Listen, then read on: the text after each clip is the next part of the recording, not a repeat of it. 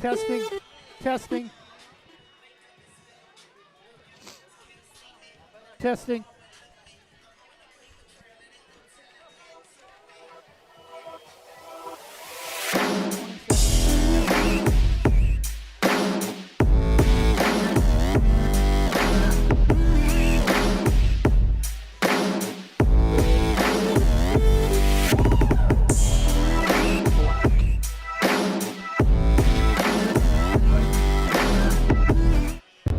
Proud to broadcast high school athletics online from Portland's West Side. We are West Side Mobile Media, Banks, Oregon.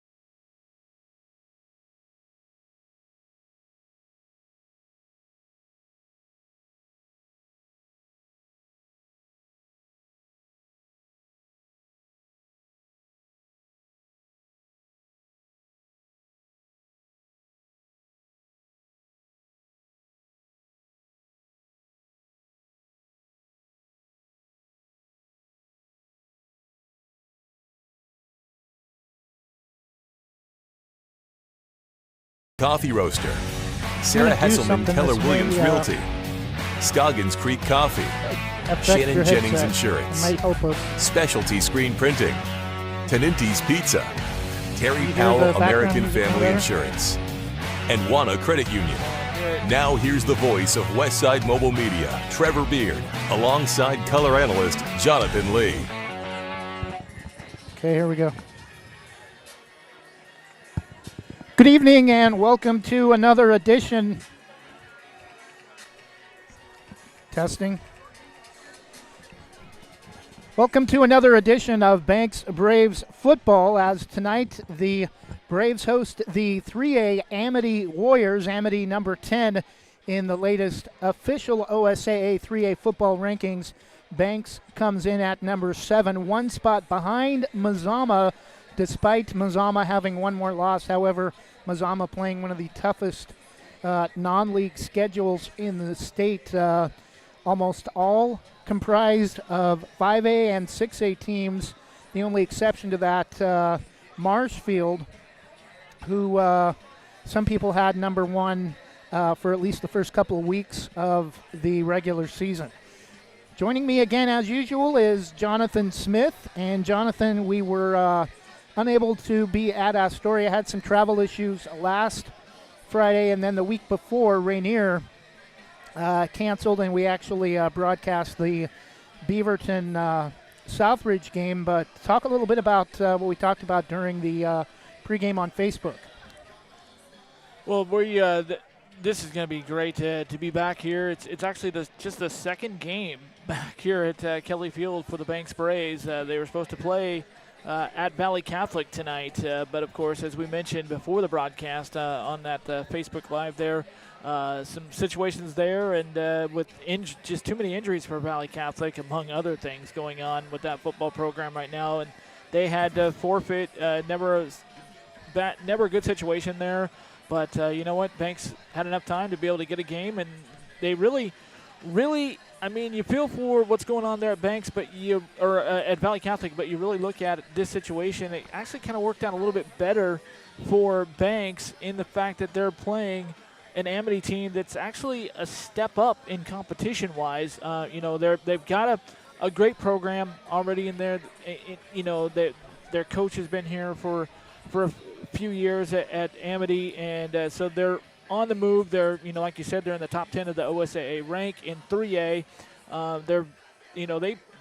They could be set up for a deep run in the 3A rank, so they could give, Banks a good look. And as we talked about also in our little pre-show, that this could be a possible preview for Banks of what they're going to see next week in Seaside, with how well that, Amity likes to run the football, because they will run over, around, and through the football field if you let them. Another team this team kind of reminds me of, I hope we don't see a repeat of that, would be Estacada, Banks' only loss of the season, 33-7.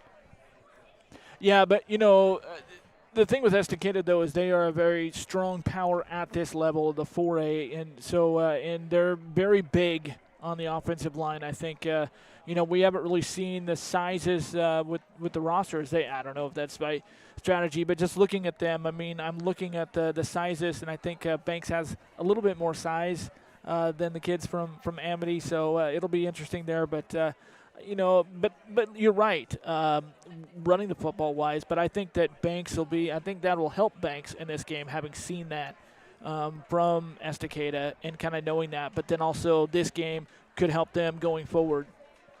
A little bit of a programming change if you're looking at the screen. On the left-hand side, we have the 4A District 1 standings. Right side, the OSAA 4A rankings. And at the bottom of the screen, our new sports ticker with standings, rankings, league schedule for tonight, and scores from last week that will rotate all game long, similar to ESPN Sports Ticker for that channel.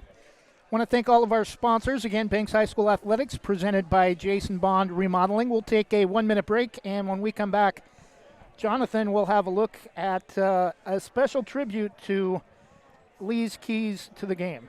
Thinking about updating your kitchen or bath? James Bond Remodeling has over 20 years experience fabricating and installing stone countertops and can upgrade your home with the countertops of your dreams without the dreamy price tag. They pride themselves on quality and customer satisfaction. They offer stone countertop fabrication and installation and cabinet installation services. They'll do their best to beat any bid by 10%. Based locally in Washington County, they'll do jobs in most Portland metro locations. Call 503-753-9993 or email jasonbondremodeling@gmail.com. Jason Bond Remodeling, Oregon CCV number 227733.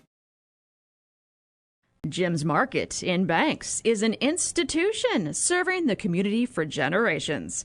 They're actively involved in events and athletics from the youth league to high school level. Let them serve you with their locally grown fresh produce, fresh bakery items, including custom cakes, and quick hot food from their in-store deli. Jim's Market, conveniently located at the south entrance to Banks.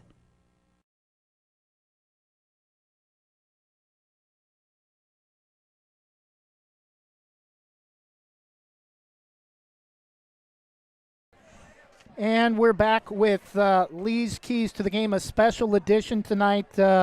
OSAA lost a longtime broadcaster to many familiar with this name in the Eugene area, especially, and also Roseburg and Coos Bay. David Walker passing away at the age of 67 earlier this week, I believe, it was announced Monday, and Jonathan Lee actually had a much closer connection with him, and I'll let Jonathan talk about that. Yeah, David was a great man, a great mentor. I don't know really of any of all the people I know that have worked with high school football, high school sports. Not many of them have more passion than David Walker for the young men and women who are student athletes. Not just football, but volleyball, basketball, and one of my there's so many memories I had. I worked with David when I was a news video editor at KVAL. He was an anchor. He was our anchor, and just to kind of show quickly like the connection there, as an editor, it was my job to edit the news videos. Well, David, he edited all those promos that you see during programming and say coming up on the news, and then the headlines. David always wrote those, and we had to collaborate because I edited the video for those. So we had that. I would miss that for 2 weeks every basketball season during March, but it was okay because I totally supported what he did. He would take 2 weeks of his own personal vacation time, and he's a great family man. He loves his family. He loves his family at KVAL, and but he would take 2 weeks off just to call the games in Corvallis for the high school state basketball tournaments. And, sometimes, he would drive up to Hillsborough and do football games at Hillsborough Stadium. I mean, that's just who David Walker, a little bit of who David Walker is. His passion for youth, his passion for OSAA football and OSAA sports. The world could use a lot more David Walkers. And if we had a lot more David Walkers in this world, we'd probably be a whole lot better off in this world. So, we lost a really, really good one, a really, really great guy, and just rest in peace, DW. And we're going to try and play to your memory a little bit with our broadcast now. And David knew a lot about football. He and I traded. I was play-by-play at Cottage Grove at KNND. He was with North Bend at KBBR back in the Midwestern League days in the early 90s. And whenever Cottage Grove would go over to North Bend, David did the game. And whenever they came to Cottage Grove, I did the game. So that's how we first connected. And I was fortunate to be reunited. The Lord reunited us there at KVAL. But tonight, it's Walker's Ways to Victory. And Walker's Ways to Victory, David always, David, like any old school, knows that in order to do anything else, you got to run the football. And so Jamar Flippin has to be a factor in tonight's game. He's been getting a lot of traction lately. He's averaging, the last 2 outings, Jamar is averaging 128 yards per contest running the football. And he's also the second leading tackler on this Banks Braves team. So, if the running game from Amity gets through the second level, you need a safety valve. Your safety valve is Jamar Flippin. Jamar Flippin needs to be a factor on offense and defense. And if he is, I think he will be, they're going to have win number 5 tonight. Also, a lot of teams, I'm not saying Banks will or has, but I'm just saying in my years, sometimes you see teams, when they get into a game against a lower classification team, they'll tend to play down to their competition a little bit, kind of get complacent. Banks really must guard against that. It's like, okay, Amity, you're going to come in here and play. You're going to play Banks Braves football. We're going to dictate the tempo. We're going to dictate the speed, and you're going to play our brand of football, not Banks playing Amity's brand of football. So it's really important that you play your game, play to your level, not your opponent's level. And then, we mentioned it. Amity's going to run the football. They're going to run it some more, and they're going to run it into the ground. And they're going to try to run right through the Banks defense, but Banks has a guy right there in the middle. His name is Charlie White. He is the leading tackler on this team.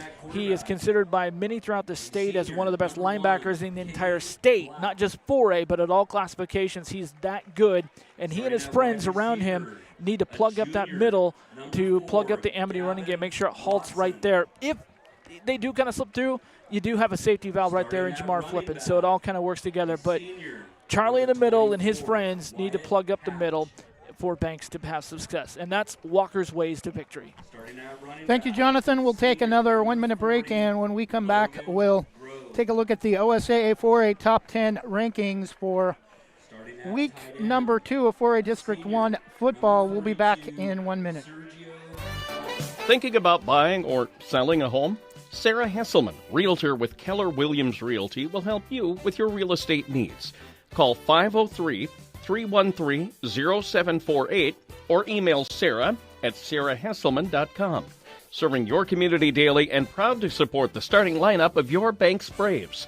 Sarah Hesselman, Realtor with Keller Williams Realty. Call 503-313-0748. Small businesses represent so much more than the uniqueness of our area and the personality of our communities. Local business also represents the hard work and history of the places we live, which is why Wana Credit Union is staying open, so that your business can stay open too. Wana Credit Union offers all types of commercial lending options, including business credit cards, vehicle and equipment loans, small business lines of credit, and more.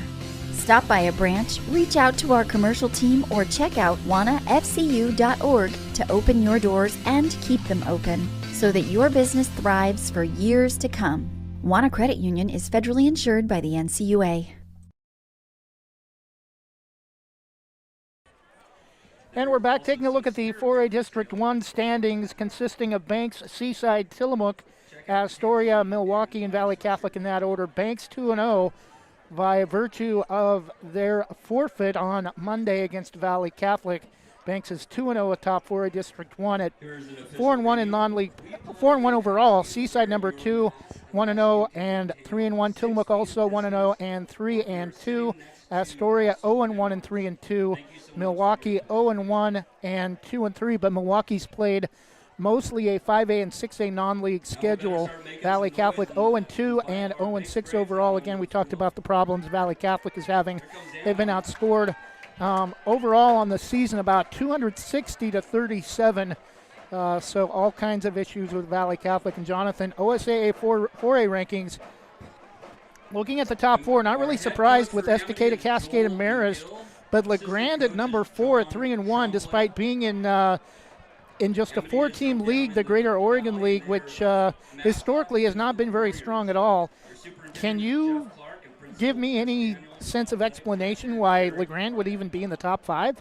Yeah, and if I remember, they are, I haven't really seen much of LeGrand, but I'm just like looking at they're ahead of, some teams like Banks and Seaside. How you put them ahead of Banks and Seaside, who plays in the toughest conference in the state, in 4A, maybe the toughest conference, period, this year in the state.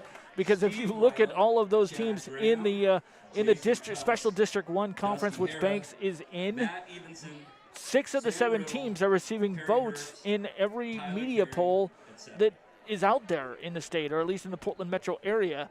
Of course, the 7th team is Valley Catholic, and they're struggling right now. But 6 of the 7 teams in the conference are receiving votes, and 5 of the 7 teams are actually in a top 10 somewhere. One of those is Estacada, but LeGrand, having 3-1, and there's some other teams that are much stronger and played it. But, it's just kind of the wacky year that we're in right now. Number 5, Mazama, 1 spot behind LeGrand. Their 2 losses came to Marshfield, and I think they also lost their other loss was to Cascade. They beat 3 5A and 6A squads. Number 6, Marshfield, undefeated at 6-0. Number 7, Banks, 4-1. Number 8, kind of a surprise team this year, North Valley, out of the Skyline Conference. My opinion, Skyline is probably the toughest league in 4A football this year with Mazama, North Valley, Henley. We saw Hidden Valley. They were ranked early in the season. 4 teams out of the Skyline right now receiving votes.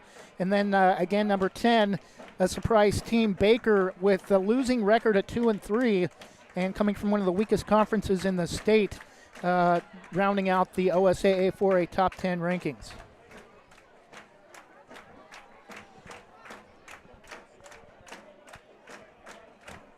Looks like we're getting ready for the national anthem here pretty soon, but I thought we were getting ready for the national anthem there. Teams but, coming out. But it's teams coming out. Coming out, yeah. Getting ready to lead the Banks Braves out on the field. But anything you want to mention about the rankings before we? Well, now the team comes out on the field.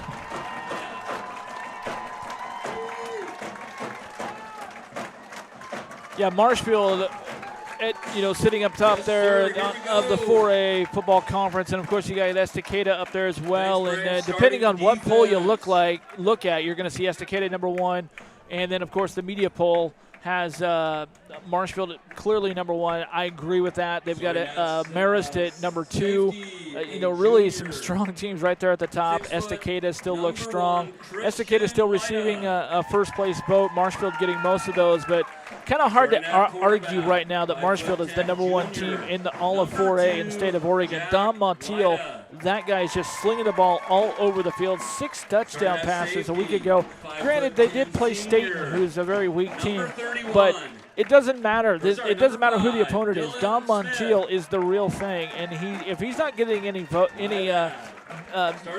recognition from some colleges out there, that's a grave mistake, because this kid is a Division I prospect and really deserves to be getting some major college offers his way. He's that good. So there's some teams that aren't a surprise, some teams that are a surprise. Like we talked about, LeGrand being one of them, but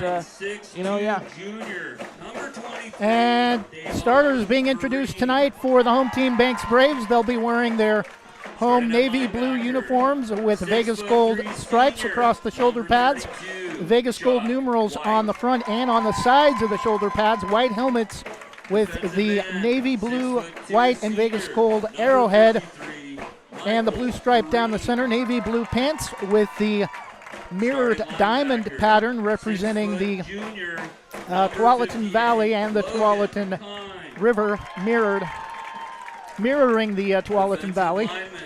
Amity will be in their road white uniforms with royal blue numerals, royal blue pants, and white helmets with the Warrior logo on the sides of the helmets. Banks High School field, known as Kelly Field, runs north and south. Visitors section to the east side of the field. We're high atop the home section on the west side of Kelly Field near Highway 26, located about 25 miles west of Portland. One moment for tonight's national anthem.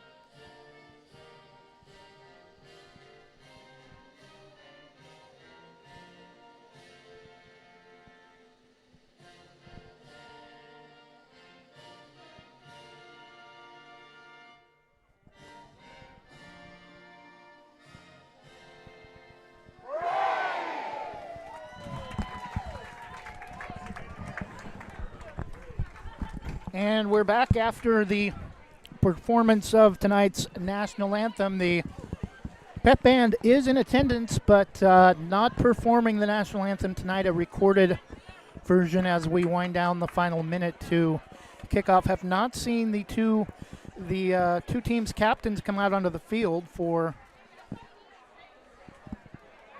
They're down here at the bottom, right in front.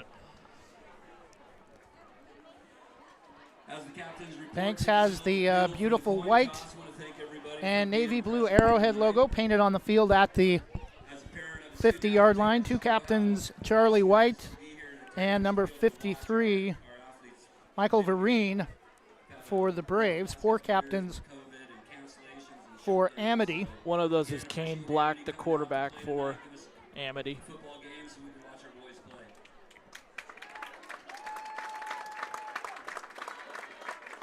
The white hat is just going over some of the ground rules with both captains right now. Now he's showing them the coin. He is showing the coin to Banks. The call will be with Amity as the visiting team. Coin's in the air. It's on the ground.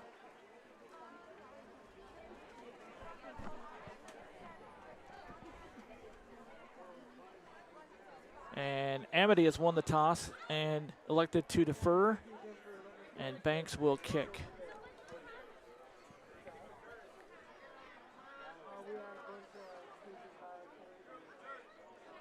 Amity deferred, but Banks will kick? Actually, Banks will receive. They wanted to kick. They were looking over. They wanted to, looked like they wanted to kick, but no, they will receive. Things may get a little bit chilly tonight before the clock hits zero. Temperatures expected to be down around 40 degrees. Last night saw our coldest temperatures since last winter.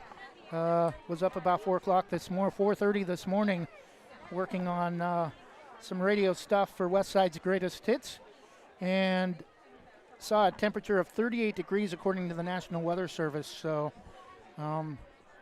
might get about that time for frozen windshields and time to scrape your windows if you're headed to work early in the morning. Yeah, a little clarification on that. So what was the communication from the sidelines? It was Charlie White who was letting Coach Linehan and the Banks coaches know that they were kicking. Amity was kicking, and that's what they were saying. So number 31, Jamar Flippin, and number 15, Aaron Brown. Jamar Flippin and Aaron Brown back to receive the opening kickoff from Amity, who won the coin toss and deferred to the second half. Number 42, Sergio Alba. Sergio Alba will do the kicking for Amity.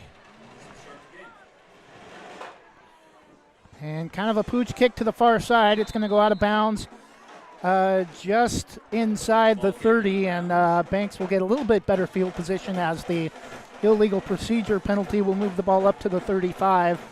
And it will be 1st and 10 Braves on the opening drive of the game. No time off the clock. Ball was not touched before going out of bounds.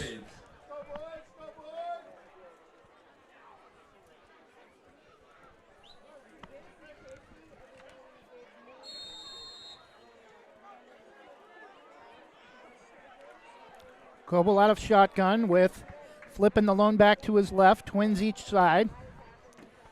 Straight drop, now will roll out of the pocket, throw high to Charlie White, first down and more. Up past midfield, breaks a tackle, down the near side, and nobody just tripped up down around the 15 and first play of the game. Braves with a 50-yard pass play from Cooper Goebel to Chuck White. Tackle made by number 40, Logan Grove for Amity.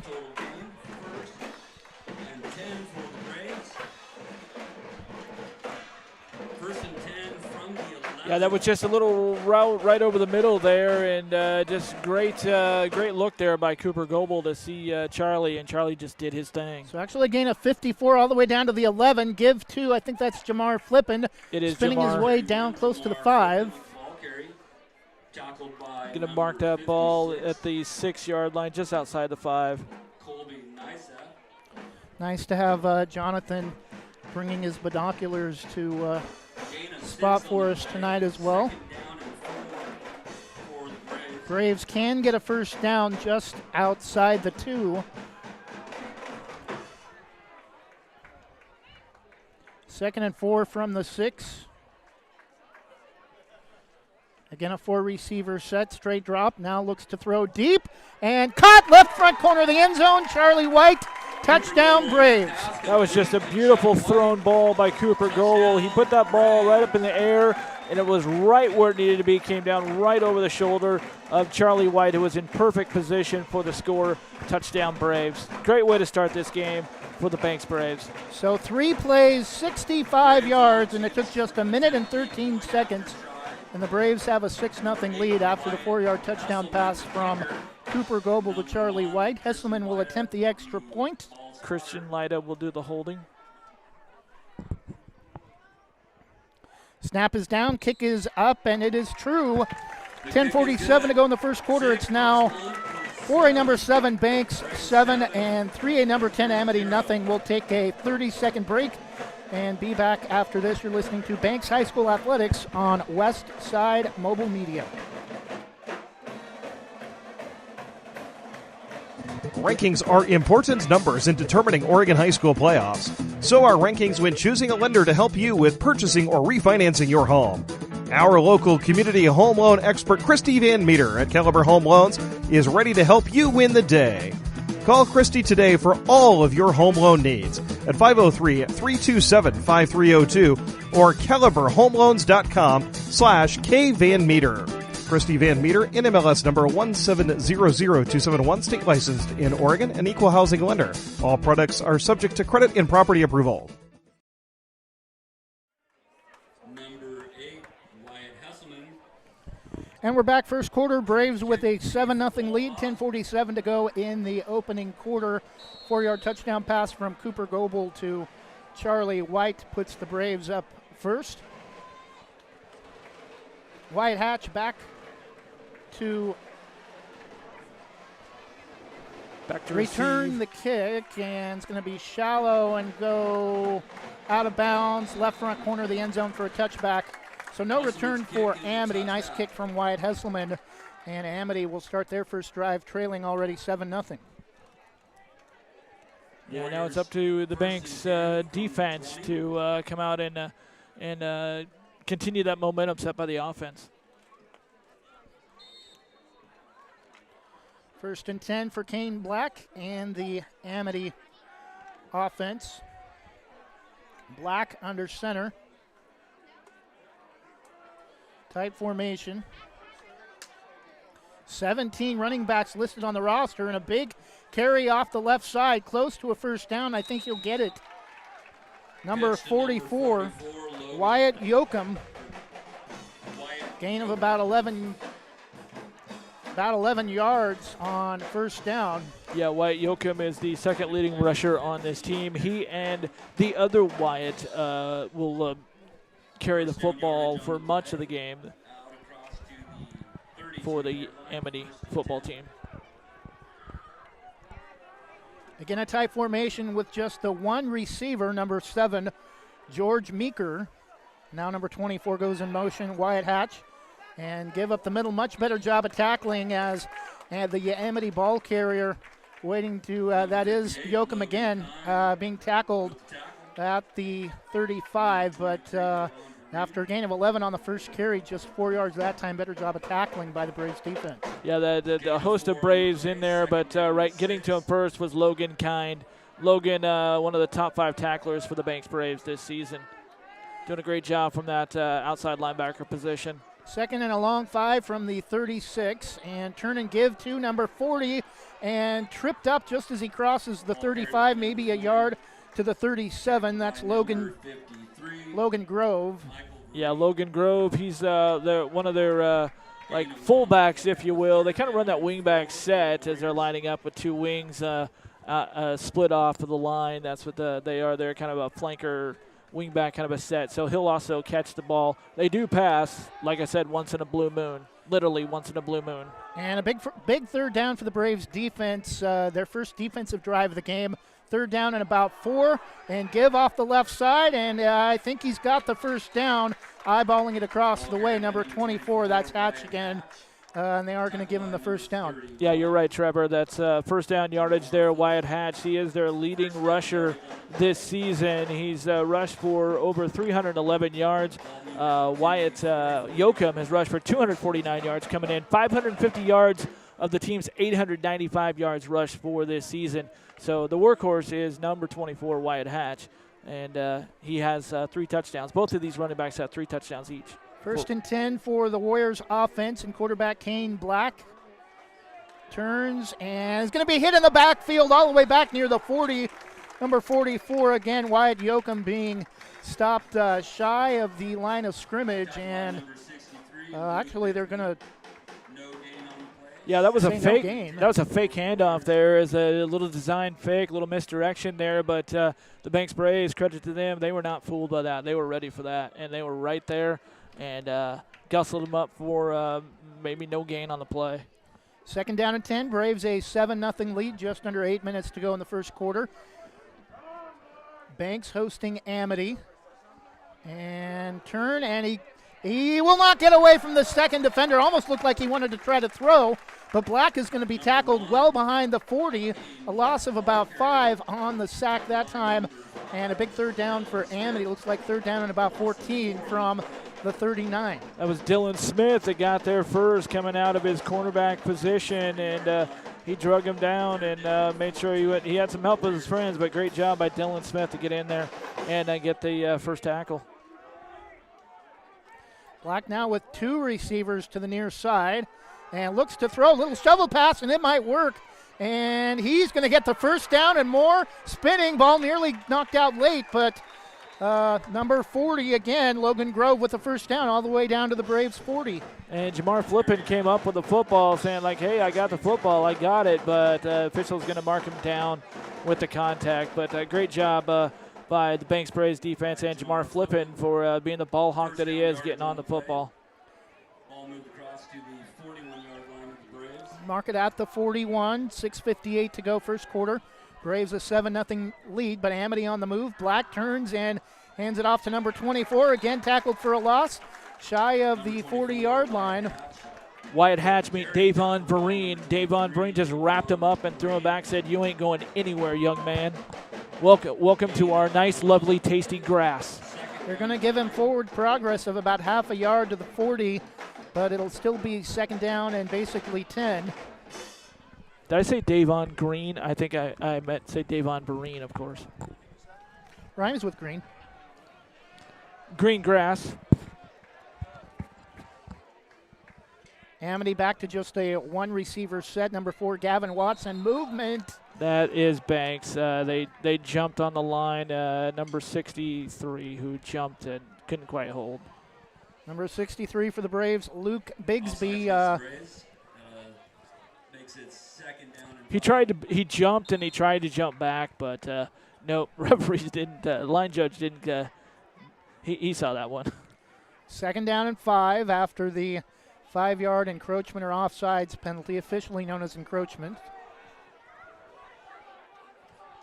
Amity moving the football well on their opening drive, even saw a little inside shovel pass. And turn and pitch it to Yoakum, or I think there's a flag on the play, our first flag. Or maybe not. Thought I saw a flag come up. Maybe it's just a towel. And it is a first down, Amity from the Braves 26. I wonder if he's any relation to Dwight. Some of you country music fans might know who I'm talking about. OregonTrailCountry.com. I think it's spelled differently, though. Dwight Yoakum is Y-O-K-U-M and Wyatt is Y-O-C-U-M. Good point. Tight formation. Again, turn to give it to Grove this time, and gets another good close to 5-6 yards all the way down close to the 20 for Logan Grove. Yeah, a little short gain before he ran right into a big old stone bear named Logan Kind, who was kindly showed him the nice carpet of the grass. 2nd down and a short 3 yards from the, call it the 18.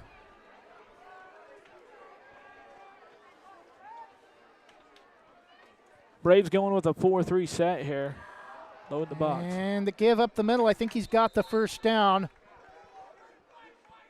Give is to number 24, Wyatt Hatch.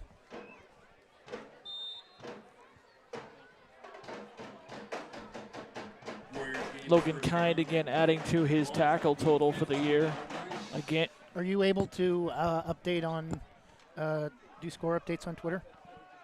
I can, just during breaks. And we're back, 4:06 to go in the first quarter. Amity driving, trailing 7-0. And the give inside down to about the number 44, Yoakum. 15 is Yoakum. 2nd down and 5. Yeah, Amity just kind of methodically making their way through the process. I mean, Banks has shown some good some good movements at times, but they're just kind of pushing them back right now. Banks just kind of back on their heels, and they need to get off their heels and go forward.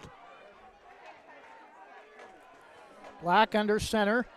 Fumble, I thought, but I think the ball carrier just is going to get tackled in the backfield. Looked like the ball came out for a minute, but Yoakum is going to be tackled for no gain. It's going to be 3rd down and 5. And not sure if Amity's kicked any field goals this year, but the Braves would sure like to see that. I don't think they've kicked any field goals this year. They don't even kick extra points. They go for 2 most of the times. And you're right, fumble there. This Amity team, though, has really not fumbled the ball at all in their 3 games. They fumbled 3 times and only lost once. And in motion, turn, and faked it to Yoakum, and I think Hatch, Logan Grove, the ball carrier, and he's going to be tackled for a short loss of about a yard, and it's going to be 4th down and 6 from the 11. Great sportsmanship by Davon Vereen, as he was one of the guys that brought him down for a loss, but he also helped him back up to his feet. Great to see.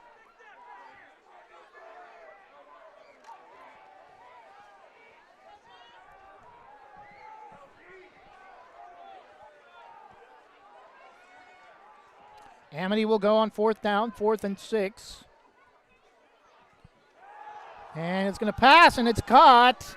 And it's going to depend on the mark right at the 5-yard line where he got out of bounds. Right where the official's shoe was at the 5-yard line. I think that's where they're going to spot it.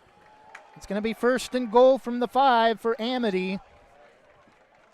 First and goal. Yeah, this is where that old philosophy, bend but don't break. You bent a little bit now. So you want to make sure you don't break now. So you really got to stiffen up right near your goal line and have a goal line stand here. 2:01 to go in the first quarter after the out-of-bounds play. The Give up the middle is for no yardage to number 44, Yoakum. And met right there by number 52 for the Banks Braves, getting right in there. Assisted by the host of Braves. No gain on the play. Second down and goal. Ball at the 5-yard line.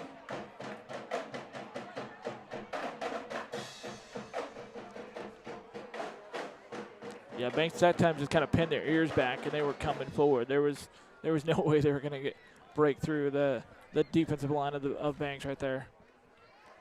Amity has had the ball since the 10:47 mark of the first quarter, and the first quarter is almost over. And the give to number 24. Again, that's Wyatt Hatch. And he's going to be tackled just shy of the goal line. It's going to be third down. And yeah, it's just right. He just followed his blocks right through the A gap there, through the guard and the tackle right there. Just kind of found a seam and it kind of closed there at the last second. Amity trying to tie things up on their opening drive of the game as we wind under a minute for the first quarter. Braves a 7-0 lead after the touchdown pass from Goebel to Charlie White, and touchdown Amity, who is quarterback sneak by Kane Black. He doesn't run much, but he did there, and he scored. Usually Kane Black doing a lot of the pitches and handoffs, and that's his first carry tonight. Just a little quarterback sneak, just right off the tackle there, and got in for the 6. And we'll wait for the extra point before we head to break with 41 seconds left in the first quarter. And Amity's going to go for 2, and in for the 2-point conversion is number 40, Logan Grove. And with 41.7 seconds left in the first quarter, it's 3A number 10, Amity 8, and 4A number 7, Banks 7. We'll take a 30-second break and wrap up the first quarter when we come back. Proudly serving our neighbors in Washington County since 1946, LaHaye's is your destination for locally made Letterman's jackets, custom embroidery for business apparel or a unique gift, and scouting uniforms and supplies. LaHaye's is on the corner of 3rd and Main in historic downtown Hillsboro. Open Wednesday through Friday, 10 to 6, Saturday, 10 to 4, and anytime online at lahayes.com, or call us at 503-648-2341.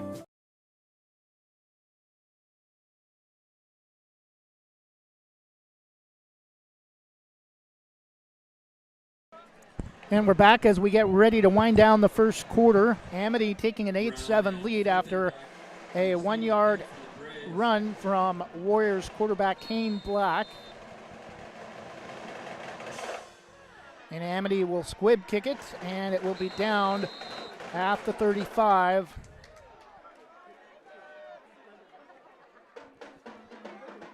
By the Braves. Looked like number 23.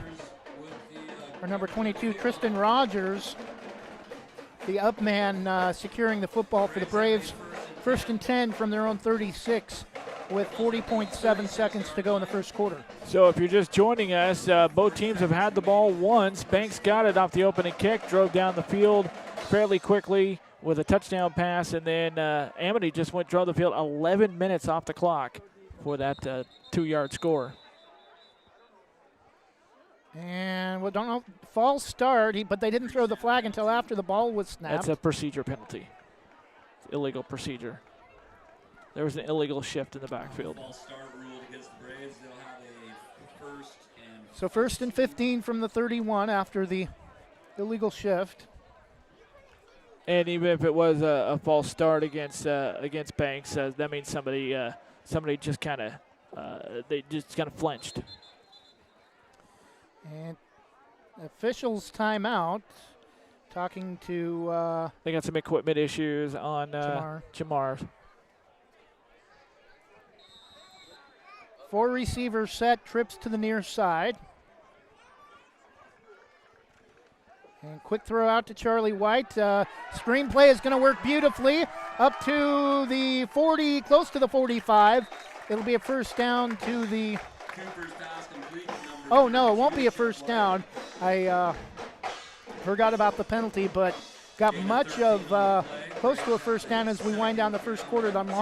Just a couple yards shy of the 45-yard line for Banks, but they've got a little manageable situation here, second and manageable. Second down and 3. Will they get the play off before the end of the quarter? And yes. And Goebel, quick pass out again to Charlie White. First down up past midfield. 45, 43-yard line and down as we end the first quarter. First down Braves. It's been all Chuck White early in the opening 2 drives for the Braves. And after one. Beautiful stiff arm there by Charlie White. That gave him at least 5 more yards of yardage there on the run. After one, it's Amity 8, Banks 7. We'll be back with the second quarter right after this. At American Family Insurance, protecting farms is at the heart of what we do. After all, it's where we got our start more than 90 years ago. We understand it's more than a farm, it's your life. And that's why we offer customizable policies that protect what you've worked for.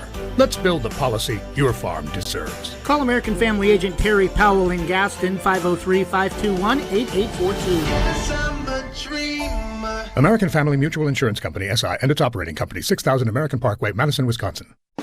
American Family Insurance.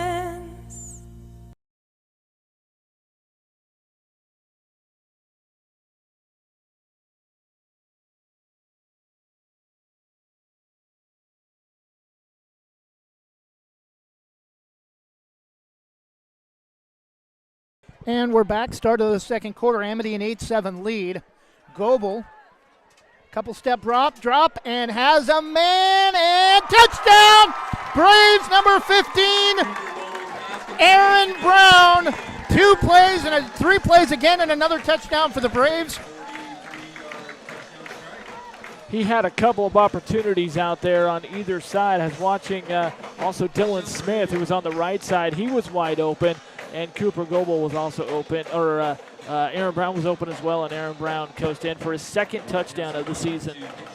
43 yards from Goebel to Aaron Brown on the first play of the second quarter.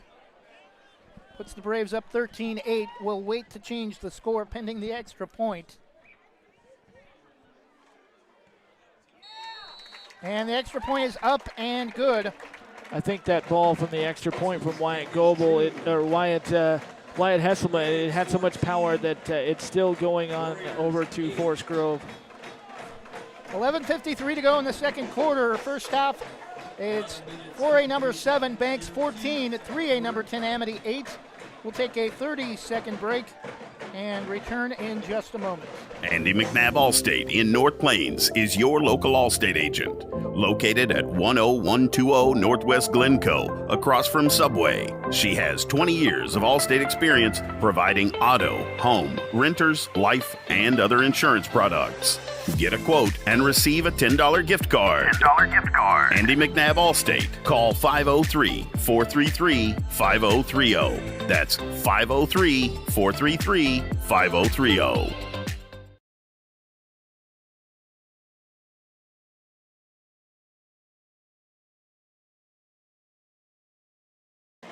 And we're back, 11:53 to go in the second quarter. Braves on the first play of the second quarter, a 43-yard touchdown pass from Cooper Goebel to Aaron Brown to put the Braves up 14-8. 2 drives and 2 3-play touchdowns for the Braves.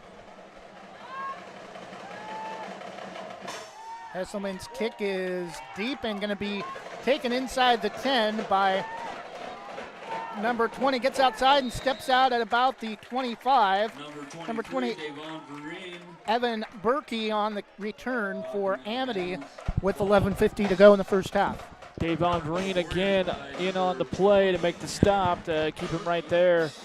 And Amity going to take over, first and 10 on their 20-yard line. So, Trevor, now we're going to see the 25.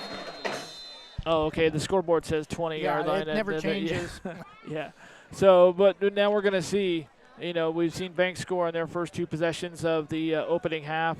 And Amity, their first. Will they score again and take 11 minutes off the clock as well, or has Banks figured it out? And the fake up the middle is still pushing, driving up past the 30, spinning across the 30-yard line. We talked about the stable, or the tribe, I guess we should say, for the Warriors. Tribe of running back, 17 listed on the roster. New ball carrier that time, number 30, Reagan Clark. Yeah, Reagan Clark, also one of the, I would say, the four horsemen, if you will, back there for the Amity Warriors. Four running backs that kind of run the football. They've got the two Wyatts that primarily handle it, but Logan Grove and then, of course, Reagan Clark as well. Gain of about 7 or 8 on first down. Second down and short. A give to Clark. Again, first down and more. Up past the 40 to about the 42. First down for Amity again. Stops the clock with 11:05 to go. And Amity with that large number of running backs can bring in new players. Once you think you have it figured out, bring in somebody new and throw you a little bit off. Well, yeah, and Reagan Clark also has a little bit different statue from the two Wyatts do. He's a little bit taller, about 6'2", 6'3", I would say, and he's a little bit more beefier, got some thicker legs as well. First and 10 for the Warriors from their own 41, and fakes the pitch and gives it to Yoakum off the far side and has some room again.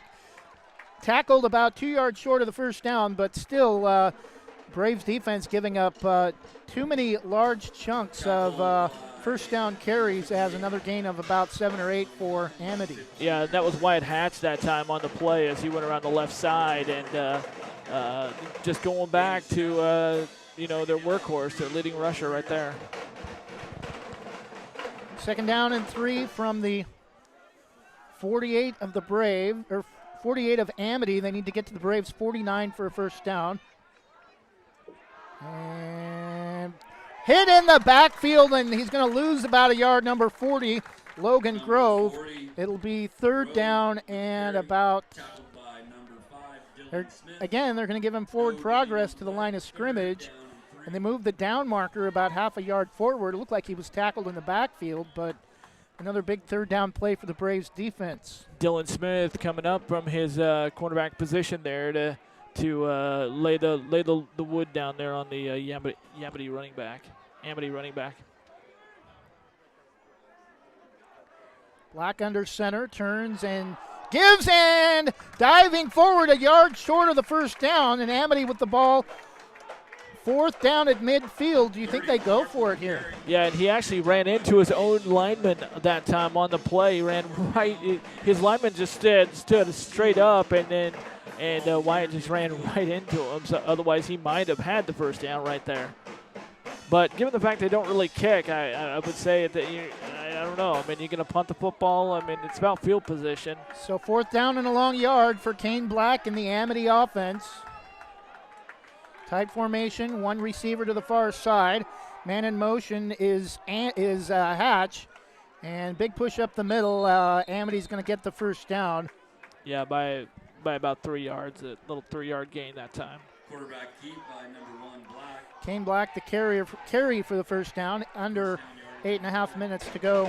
So that's 2 carries now in this game for Kane Black. One was for the touchdown, and then this one on a 4th and 1. And he picks up 3 yards and gets the football into Banks territory with 8:15 and counting to go in the second quarter. Coming up at halftime, we'll have the Wana Federal Credit Union scoreboard. A look at high school football scores from around the state. Tight formation for Black, turns and fakes to give up the middle and tries to get back to the outside, and will be lucky to get back to the line of scrimmage as he tried to fake the handoff up the middle. Yeah, that was a great job by Dylan Smith once again right there to wrap him up.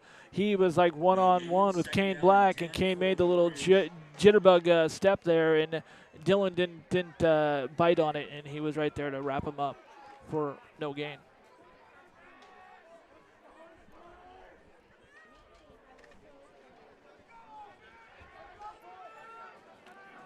Amity has dominated time of possession tonight. Braves scored in 1:13 on their opening drive, and Amity had the ball for the entire remainder of the first quarter. Tackle in the backfield. A big loss on the tackle on number 30.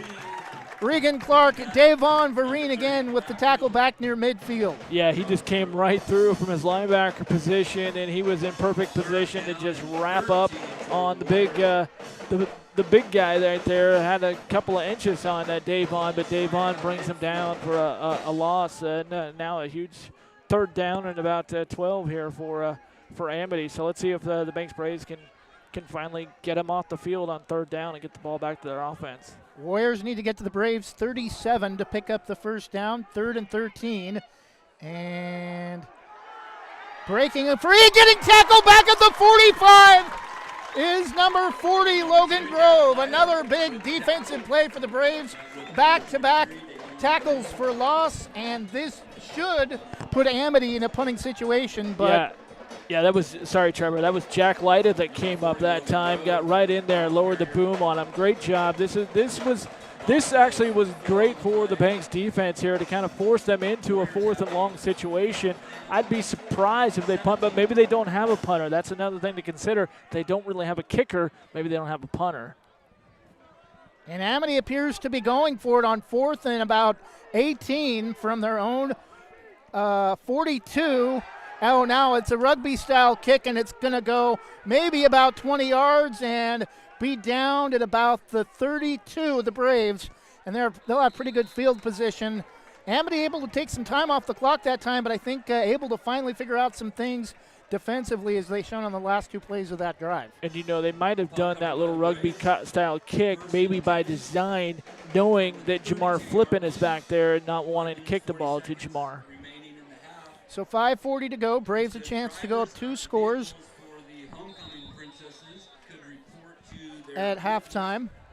Playing a little scared is the Amity coaching staff there. Scared, smart.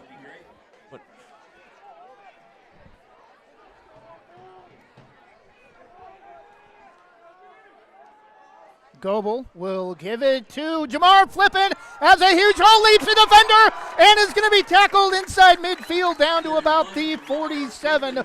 A gain of about 16 on the play, no flags. Yeah, that was a great run by Jamar. He just ran. He followed his blockers past the line. It was all him. He used that burst of speed right there. And great play by the Amity secondary there to just to bring him down. Otherwise, he was off to the races and out to make a house call. A gain of 17 for Jamar from the 35 to the Amity 48. Flippin now goes in motion into the backfield. Screen pass caught on the fly, and he's going to be thrown forward, breaks a couple tackles. All of the flag on the play. He was breaking hearts and breaking ankles left and right on that move. And I bet you anything this is going to be a hold. As soon as he started to pick up speed, flag thrown around the 45. Yeah, it's going to go against Banks.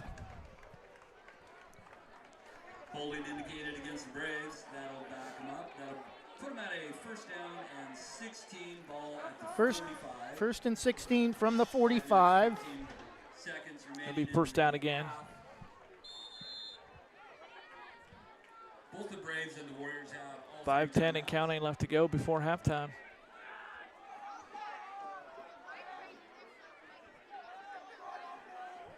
Charlie White is right on the line of scrimmage.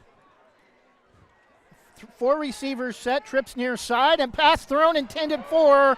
And it should have been intercepted through the hands of number 20, Evan Berkey. Pass intended for Dylan Smith, but Berkey in much better position to make the catch. And 2nd down and long for the Braves. Yeah, Goebel that time just put a little bit too much zip, a little bit too much air under the ball that time, and it sailed on Smith. And the only one that really had a great position for it was Berkey, the defender for Amity. But fortunately for Banks, he couldn't hang on to it. Otherwise, that would have been INT. Incompletion stops the clock. 4:51 left in the first half.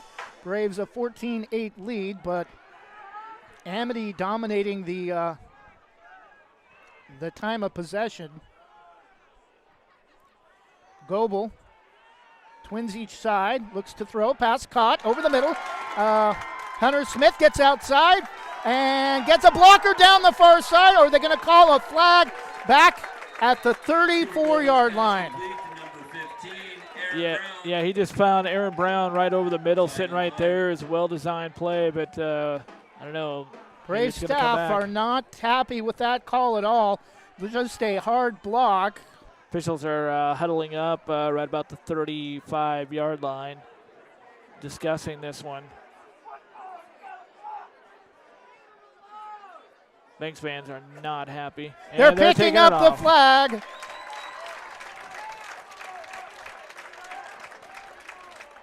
Braves Nation applauding the decision there. Great crowd here, by the way, here at Kelly Field. Another fantastic crowd. But I mean, it is just we are, packed in here. Very nice support. Pretty good crowd of Amity fans. I think the whole town of Amity is across the way. Pretty small town. 1st and 10 from about the 23 of Amity after the catch by Aaron Brown. High snap, fake the give to Flippin. Pass caught again. Aaron Brown has some room, and he's going to score. Touchdown, Aaron Brown, his second of the night. 20-8 Braves with 4:14 to go in the first quarter from 23 yards out. Cooper Goebel to Aaron Brown puts the Braves up 2 scores. Yeah, Logan Grove was the one for Amity that was right on Aaron Brown's heels, but there was no way he was going to catch Aaron Brown. Aaron Brown's got too much speed, too much power, and he takes it into the house for 6. And you would like to think maybe that this is the touchdown, maybe that Banks needed to kind of gain that upper hand, gain a little bit edge here. Certainly going to take a lot more momentum for the defensive side, and now it's like, okay, Braves defense, your turn. Low snap, kick is down, and it is high above the center crossbar and good. Would have been good from another 20 yards back. 4:14 to go in the first half. It's now Banks 20 and 21. They haven't updated the scoreboard yet. 21-8. Braves with 4:14 to go in the first half. We'll take a 30-second break and be back with the remainder of the first half when we return.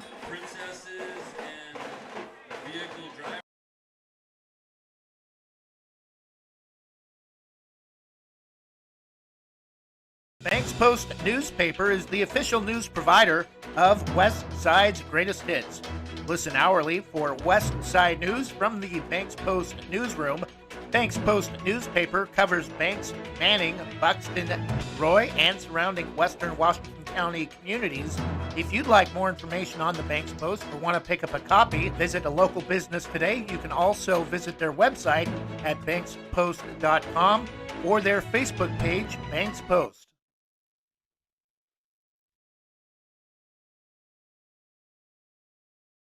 And we're back, 4:14 to go in the first half, following the 23-yard pass play from Cooper Goebel to Aaron Brown. Still have not put the extra point on the scoreboard.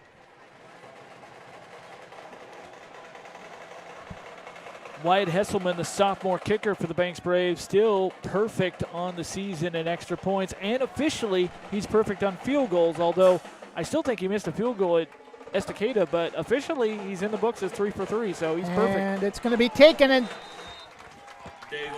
by number 20, Evan Berkey, for a short gain.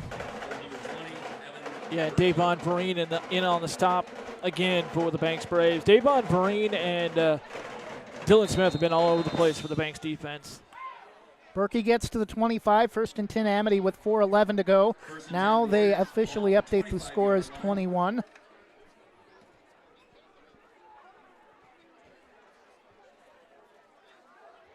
Dylan Smith is the nickelback for the Braves.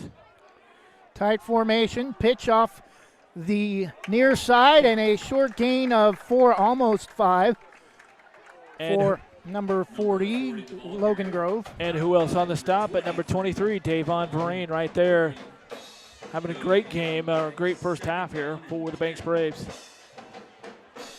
Looked at the wrong yard line, no gain on the play.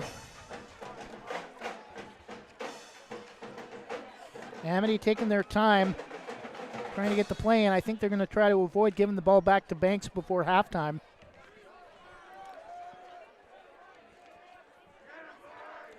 Lone receiver, number 7, George Meeker, to the near side for Amity. And big hole up the middle, and making a shoestring tackle up past the 30. Davon Vereen coming into this game has 20 tackles on the season for the Banks Braves, and he's got at least 5 or 6 of them here in the first half. Logan Grove with a gain of 7 on 2nd down and 10. It'll bring up 3rd down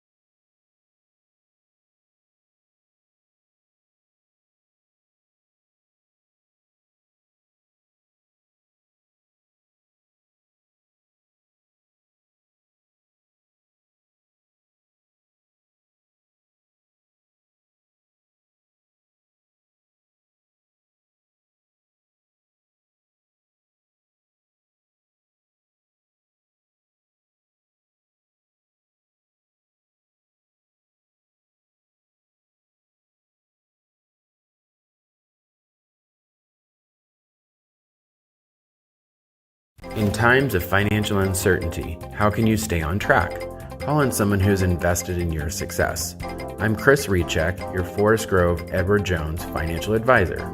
At Edward Jones, we believe in building a complete picture of your financial life, including your goals and passions, so we can help you work toward achieving what's most important to you. Call me at 503-359-4092 or visit edwardjones.com to get started today. Edward Jones, member SIPC.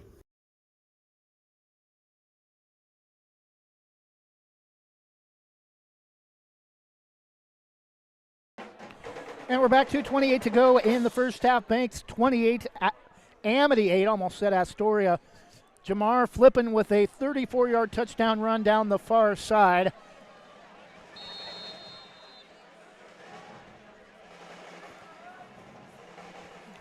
Wyatt Hesselman has the ball teed up. Ready to kick it off from the 40-yard line. Straight down the middle. That's going to back him up to the 5. And Berkey takes it at the 5 and gets some room. Hard block. And gets up close to the 30, about the 27-yard line. 1st and 10 for the Warriors with 2:19 left in the first half.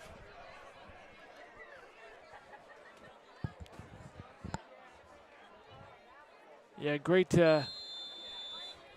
little statement punch there that last time by the Banks offense, and really giving more momentum for the defense to work with. And so if you're Amity, it makes it kind of hard now because they're a team who, coming into this game, only threw the ball 19 times in their previous 3 outings. And so now when you're down this much, you really can't run the ball. So it's like Banks is now saying, okay, you're going to have to put the ball in the air, and something they're not used to. 2:19 the give to Berkey, and he's got a big carry up past the 40 to the 45, 47-yard line and a late flag. Yeah, it came in from the near sideline, the line judge. It's actually number 30, not number 20, Regan Clark. I think they're going to get a late hit on the Braves. Penalty marker. Yeah, you're right. It's indicated against the Braves, but dead ball foul. Sideline warning. It's a sideline warning on the Braves. I think they were probably too close to the sideline. Result of the play is first down for the Warriors. 1st and 10 Amity from their own 47.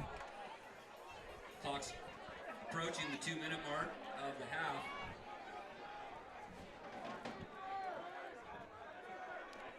Kane Black under center, turns, and nothing there for number 44, Wyatt Yoakum. It'll be 2nd down and 10 for Amity. And if they're going to keep running the football, just as I suggested, or just as I thought, we would see a timeout, but it's actually called by Banks, wanting to get the ball back for even more points before halftime. Timeout called by the Braves. 28-8, 1:47 to go in the first half. Banks with a lead over the number 10 3A Amity Warriors. We'll take a 30-second break and be back in just a moment. Hey Brave fans, this is Chris Lyda, the voice of the Braves, here to tell you about Econofab Buildings. Econofab is a 3rd-generation family-owned and operated pole building company located right here in Brave Country. Econofab has been in business for almost 50 years, constructing shops, garages, and barns. I had them build my 2 shops, and as a satisfied and repeat customer, I'm here to tell you that Econofab puts the fab in fabulous. Go visit them online at econofabbuildings.com. And we're back, 1:47 to go in the first half. 2nd down and 9 for Amity following the Braves timeout, hoping to pick up a 4th down stop and still have time on the clock for hopefully one more scoring drive before halftime, as the Braves have unofficially made tonight homecoming, as 2 weeks ago the Braves homecoming game was canceled by Rainier. That pass tipped away by number 1 Christian Lyda. Pass intended for number 42 Sergio Alba. That'll bring up 3rd down and 9, and clock stops after the incompletion. So Braves did not have to use a timeout after that play. And really no surprise that this game was made homecoming, as homecoming is traditionally a game where you play a lower classification team. And toss, bat, low toss, but tackled for a loss back at the 45. Number 24, Hatch, is going to lose a yard, and it's going to be fourth down, actually a loss of 2. Timeout Banks. They'll have 1 remaining on offense if they can pick up the fourth down stop on 4th and 11 from the 45. 1:31 left. Will keep things here, and if the Braves are able to get the ball back before halftime, you think they're going to try to put more points on the board? Logan Kine was the man who brought him down right there, said hello and introduced himself to the football game again. Logan was anything but kind to Mr. Dwight Yoakum that time. I don't think he was inviting him to sing country songs at our homecoming festivity. Dwight or Wyatt? Wyatt, Dwight. 1:31 left before halftime. Banks with a 28-8 lead. Amity had a 8-7 lead after the first quarter, but it's been Jamar Flippin and Aaron Brown, the key players in the first half so far for the Braves, and in contention, at least in the first half, for our Oregon National Guard player of the game, or hero of the game. 4th and 10 for Kane Black from the 47. Looks to throw and has a man and knocked loose and dropped. Knocked around a couple of times, nearly intercepted, nearly caught by Hatch.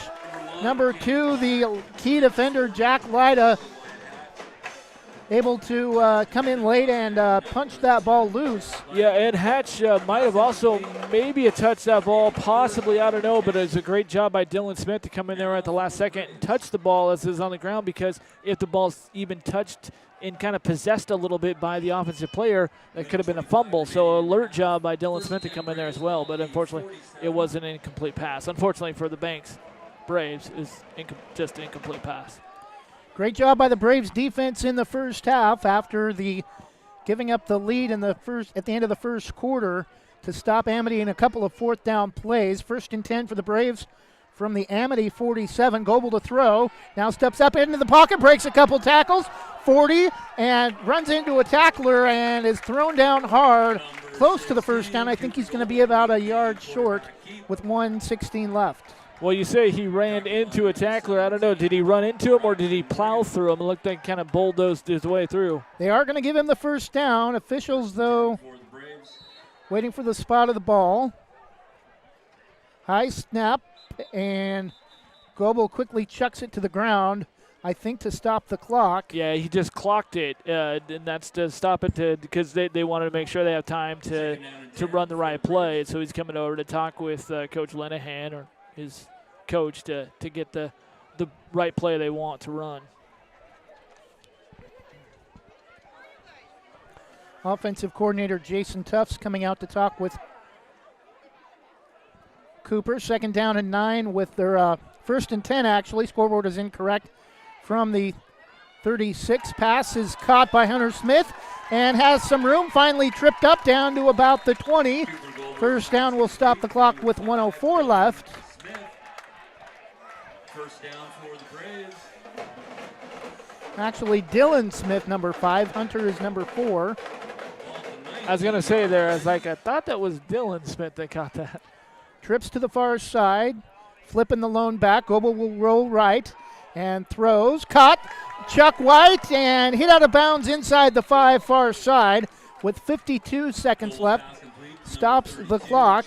Goebel had a couple of options that time. That was a good option with Charlie White, but he also had, streaking down the sidelines all the way to the end zone, was Jack Lido, who was wide open in the end zone as well.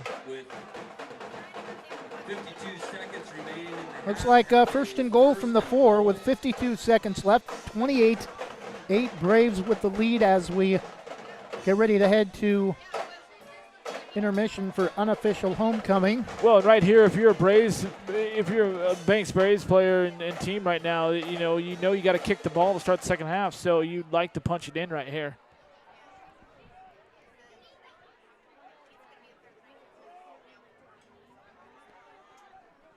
Goebel, tight formation, the gift to Flippin, and another flag, I believe a false start. False start on the Braves. Those just drives the coaches up in the coaches box crazy. I guarantee you someone up there just threw their hands down on the desk. A little bit of light fog starting to roll in. Light fog or smoke from the barbecue. That could be too. First and goal from the 9 after the 5-yard false start.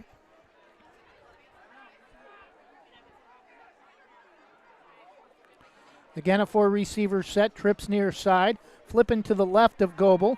Looks to throw. Passes underthrown, intended for Aaron Brown near the goal line. Stops the clock with 47 seconds left. Second down and goal.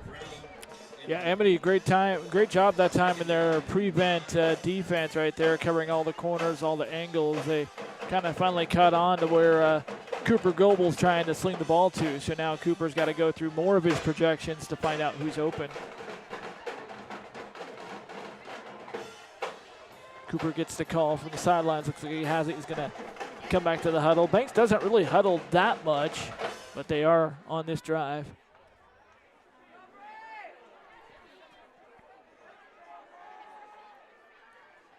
Tight formation, 2 receivers spread to the near side. Goebel will roll right. Pass is thrown back in the end zone.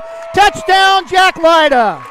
That was a great little pitching catch that time by Goebel, and a great catch by Jack Lyda. Good to see him find Jack, because the last time down, Jack was streaking to the end zone, like I said, and he didn't see him. He went with Charlie White, which is a good decision as well, but that time they finally hooked up for the score with 41 seconds to go before halftime.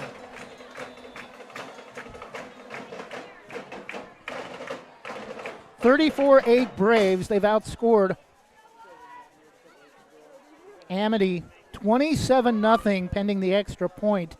They've outscored Amity in the second quarter. The kick from Hesselman is short and still gets through somehow. Low snap and looked like it was going to go under the crossbar. 41.4 seconds left. 35 for Banks. Amity with 8 as we get ready to head to halftime. We'll keep things here. Banks outscoring Amity 28-0 in the second quarter.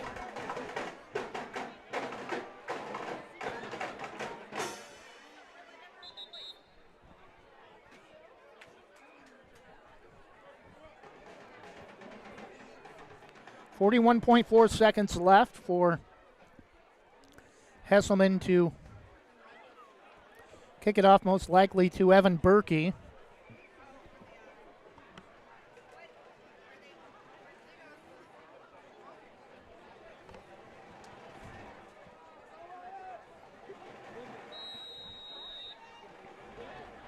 Hatchback deep for the Warriors.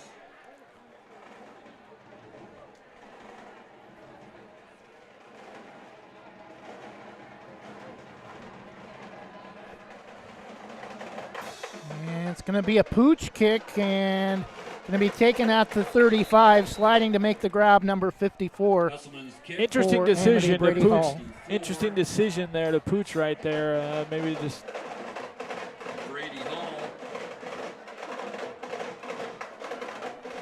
You don't really think it would be to try to get the ball back with a 4-score lead before halftime, do you?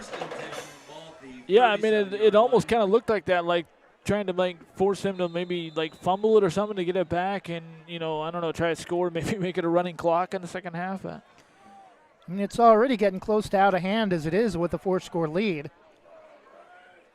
Amity is going to run a play and get up to the 40-yard line, a gain of about 3. Number 32, Chuck White, and number 1, Christian White with the tackle. Likely the final play of the first half for Amity as Black turns and gives it to Hatch off the far side, and he has a first down, and he may score. Touchdown, Amity. On the final play of halftime of the first half, Hatch goes 60 yards for the touchdown. Actually, 8 seconds left. Yeah, he just ran around the left side, and it's almost like he caught it looked like Banks had already cashed it in and said, let's go into the locker room at halftime. And Wyatt Hatch was just like, no, we're still playing, and I'm going to cruise down the sideline. And he, Jack Latta had a chance back there. He was the last Banks Braves defender, but he just couldn't catch up to him. Wyatt Hatch showing his speed there. And I'm sure they're going to get an earful. A flag on the 2-point conversion. I'm sure the Braves are going to get an earful at halftime from defensive coordinator Steve Lyda. False start indicated against the Amity Warriors that time. They were trying to go a little bit too quick. Again, trying to catch Banks off guard. But, yeah, you're right, Trevor. That's not going to drive you, not something you want to do when you're going to the locker room and your coaches are going to be in there. I mean, I don't know if Coach Lyda will do that, but Coach Linehan certainly will let him hear about that. You always want to play no matter how big or no matter how much you're ahead or behind to play to the final whistle, and Braves definitely did not on that scoring play from Hatch. But the 2-point conversion is going to be a huge loss on the tackle by Kane Black on the quarterback sack all the way back near the 20. And Logan Kind was the one that was in pursuit of him the whole way and drug him down to make sure they didn't get 2 more points. 8 seconds left before halftime. We'll take a 2-minute break when we head to intermission, so we'll keep things here for the final few seconds and tell you that we'll have announcements of the Banks 2021 Homecoming Queen. Also at halftime, the Wana Credit Union scoreboard from high school scores around the state, and a look at scoring drives from the first half. Kane Black with a 1-yard touchdown run to put Amity up 8-7 at the end of the first quarter on a drive that took nearly 11 minutes. And that time, Wyatt Hatch goes 60 yards on one play down the far sideline to cut the Braves' lead back to 3 scores. A low squib kick and through the hands of... That's a live ball. Yep. And Braves luckily able to literally sit on it, recovering the pooch kick as it went through the hands of a couple of players. Number 22 for the Braves, Tristan Rogers, securing it for the Braves for the final play with 6 seconds left. I would expect just really a quarterback kneel down right here with less than 6 seconds to go before halftime, or just run up the middle, but nothing fancy here. But they're back in shotgun. Goebel is going to take a knee, and that'll do it for the first quarter. And Amity, despite being down 3 scores, has got to have all the momentum headed into halftime with that 60-yard touchdown run to end the half. We head to the intermission. It's for a number 7 Banks 35, Amity 14, but a 60-yard touchdown run to end the first half from Wyatt Hatch to pull Amity within 3 scores on Braves homecoming. We'll take a 2-minute break and be back with a look at the Wana Credit Union with scores from around the state. We'll be back in 2 minutes. Visit Main Street Pizza in Banks, located next to Jim's Market, for the best pizza in Washington County.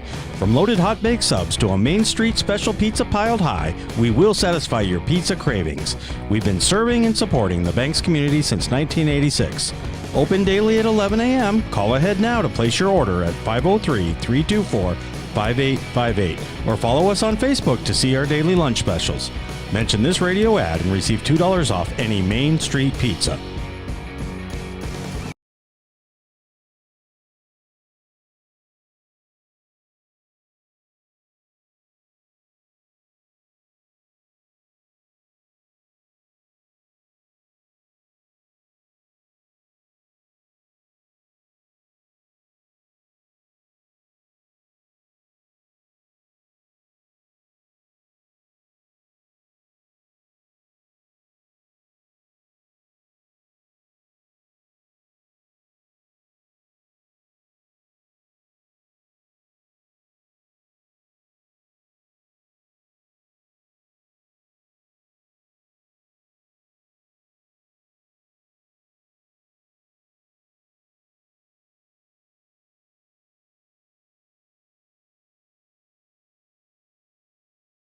Northside Rock Products in North Plains is where you can get gravel products directly from the quarry. They service contractors as well as homeowners. They can get rock straight from the quarry that's essential for paths, driveways, under concrete slabs and roads, as it packs and condenses well. Northside Rock Products offers a variety of quality crushed rock and fill material, as well as boulders and specialty rock. They offer trucks for hire for contractor work. Northside Rock Products can bring their mobile crusher to your jobs for on-site crushing and screening. Delivery is available. Get all you need at low winter rates. Northside Rock Products LLC on Northwest Dixie Mountain Road in North Plains. NorthsideRockProductsLLC.com.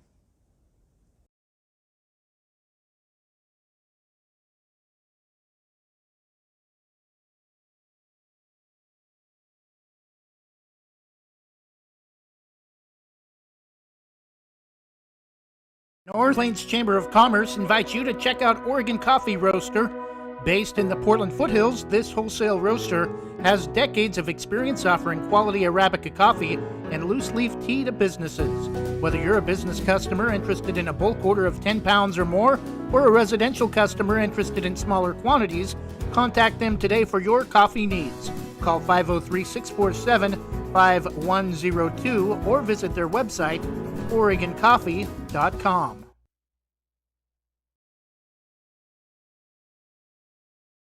Shannon Jennings of North Plains is your local independent insurance agent.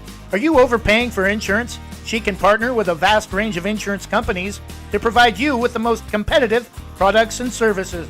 Whether it's your home, auto, commercial, or any other type of insurance, we take the time to learn about you, your family, and your business to find the best coverage to protect your unique needs. For quality insurance coverage at affordable prices, call 503-444-0566 or email Shannon at shannonjenningsinsurance.com.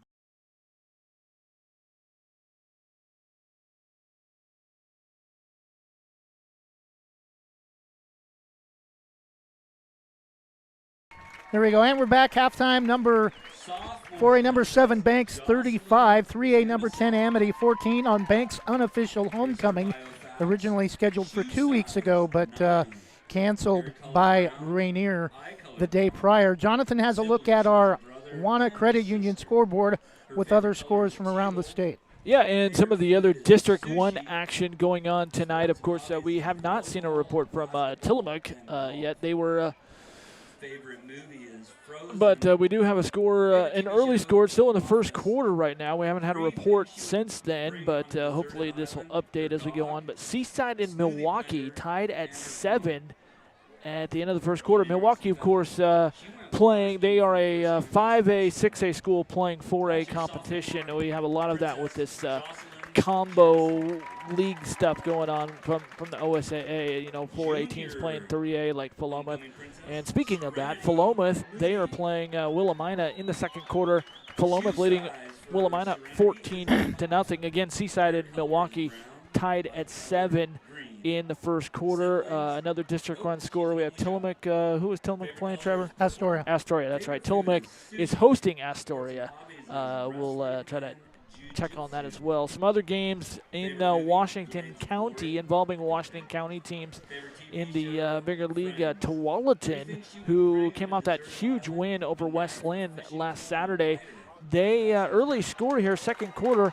They are trailing Lake Oswego 7-0. I'm sure that game is by halftime or second half by now, but it was 7-0 in the second quarter. In the second quarter, also Jesuit having no problems with Beaverton, leading 35-7 in that contest. Also, here's a good one over in Lake Oswego in the Three Rivers League. West Lynn and Lake Ridge tied at 14 apiece. Tigard is hosting Oregon City. They lead. In fact, I just saw they kicked a field goal, so they lead Oregon City 31-14 in the third quarter. Also, Westview, the Kitties from Rock Creek are leading Southridge 20-0, and that is some of the scores on the Wana Credit Union scoreboard. Trevor? I know we had a couple of games also last night with some teams playing on Thursday due to the in-service this week. Banks sometimes has played on Thursdays in the past, not this season. I believe Canby defeated Hillsboro at home, and their homecoming 42-6. Forest Grove also playing last night. If Jonathan can pull up a score from that game as well. One interesting fact Yeah, we got those scores from last night. Sandy scoring a big win over Gresham, and Sherwood beat McMinnville 48-14. They're now 2-0 in their league. And Central Catholic also winning last night 49-21 over Barlow. And as we go down the list, there we go, Forest Grove. Actually, Forest Grove and Wilsonville was canceled. Canby beat Hillsborough last night. Right. 42-6 was the final score of that game. And let's see, Woodburn 44-7 over Newport last night. Newport. Combining Newburgh and Newport. Yeah, there you go. Toledo 36-0 over Central Lynn. Another Southern Oregon score, Lost River was not lost. Chilicon might have been lost because Lost River won 51-0. Amity was supposed to play Scio, but that game was Scio had to forfeit to Amity, and that's in Valley Catholic, of course, forfeiting to Banks. That's why we have Banks and Amity playing here, with Banks leading 35-14 at halftime. Here's the score. This one, I don't know if it was basketball or football, but it was getting close. St. Paul beating Walport last night, 80-36. Going for some records there. Gold Beach squeaking by Brookings Harbor, 36-34. And, of course, back to the 6A ranks, Clackamas, well, they beat Grant 48-14. One other score I wanted to mention, just because this is Banks' only loss. Estacada last night went to Madras, who OSAA had number 2 as the number 2 team in the Tri-Valley, and beat Madras 42-14. So Estacada is going to run away, I think, with the Tri-Valley League and likely finish the regular season undefeated. Yeah, not much. There really isn't much. We were talking about it, Trevor, you and I, before the broadcast. Not really much competition there in the Tri-Valley for Estacada. They're just kind of heads and tails above everybody else in that conference. They really would get more resistance if they played in the District 1 Coapa League because, of course, like we talked about, every team. I mean, I think it's just a shame that, I think it was Coach Howard Rube from Astoria who said in a season preview this season that only the top 3 teams in our league get to go to the playoffs, and it's just going to be a shame because there's going to be 3 teams that don't get to go to playoffs sitting on there, and yeah, that's very much true. I mean, 3 teams are going to go, and there's going to be some good teams in this conference that don't get to go in the playoffs that probably could. I mean, Astoria or Seaside would probably fare better in a playoff than LeGrand. 31 teams in the OSAA 4A classification. 16 of those will advance to the new playoff system for this season. Gone is the play-in round, and now a 16-team first round, starting with the playoffs, 8 in the quarterfinals, 4 in the semifinals, and then the championship game.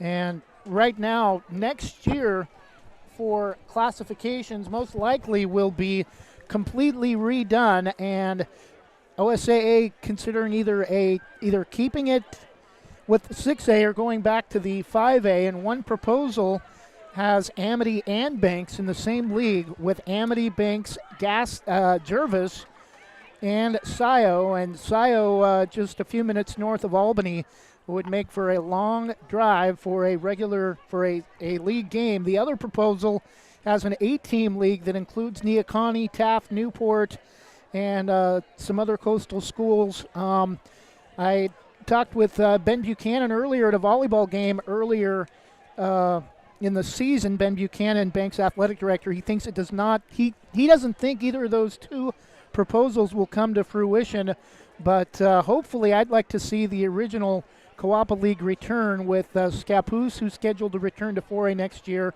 and Yamhill Carlton return to the Coapa League. When I started broadcasting here in 2015, it was Banks, Seaside, Valley Catholic, Astoria, Tillamook, and Scappoose, about 6 or 7 teams. So really you don't want to get in a position where you have 5 teams or less in your league, because it really kind of waters down the league and doesn't make your league very strong with having such few league members.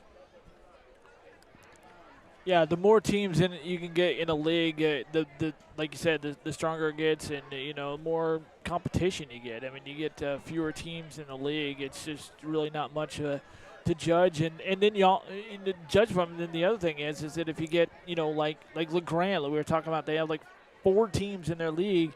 You're going to have to end up playing to fill out a season of like 8 to 10 games, like in football, 8 to 10 games. You're going to end up traveling like 5 or 6 times, and a lot of these schools around the state, the smaller schools, they can't afford that. I mean, you think about the buses, they got to be fueled up, of course, thanks to PGE awarding some of the school districts now with electric school buses, but still, it's going to take more energy to, just for transportation.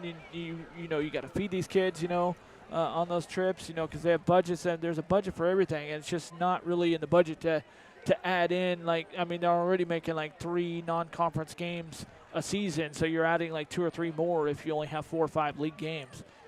I think eventually it's going to come back to where the GOL does a similar thing to what Hermiston did, and I think Hermiston, for a second I thought maybe Hermiston might be back, but Hermiston moved to the WIA, the Washington Interscholastic Activities Association, playing in a league of mostly Tri-City area teams.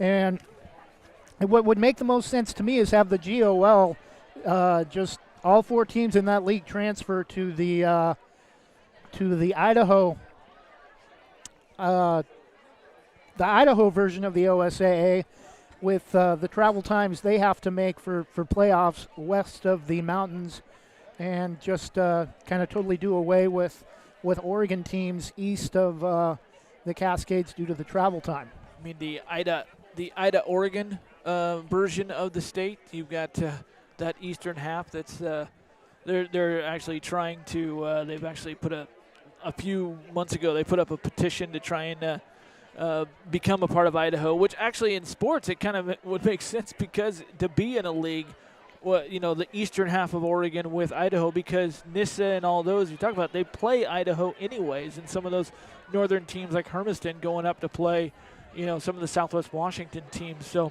it would be interesting. Well, we'll go ahead and switch gears now. We'll take a 1-minute break, and when we come back, we'll take a look at scoring plays from the first half as the Braves come back out onto the field. At halftime, it's 4A number 7 Banks 35 hosting 3A 10th ranked Amity 14. We'll be back in 1 minute. Scoggins Creek Coffee is proud to offer delicious hot drinks and delectable breakfast items too. Visit their 2 locations in Gaston and Yamhill Carlton. Open 7 days a week, Mondays through Saturdays until 5 and Sundays until 3. Make sure to ask about their weekly specials and visit their Facebook page, Scoggins Creek Coffee, 503-985-3483.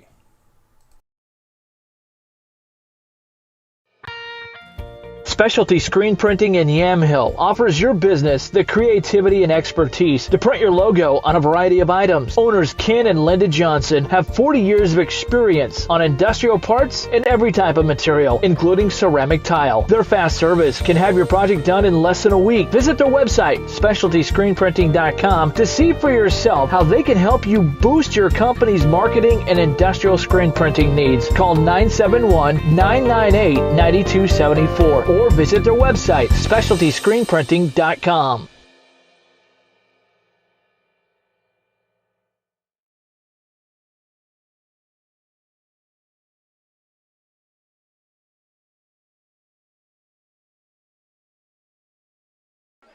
And we're back. Halftime, Banks a 35-14 lead over 3A number 10 Amity. Jonathan has a look at scoring plays from the first half.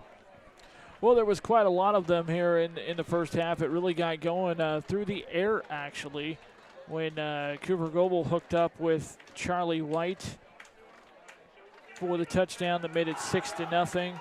And then Amity bounced right back with that 1-yard quarterback sneak. They drove 11 minutes off of the first quarter clock, driving the length of the field. It ended with a 1-yard plunge by their quarterback, Kane Black, and then Logan Grove ran in the 2-point conversion. That made it 8-7, and then after that, Banks bounced back.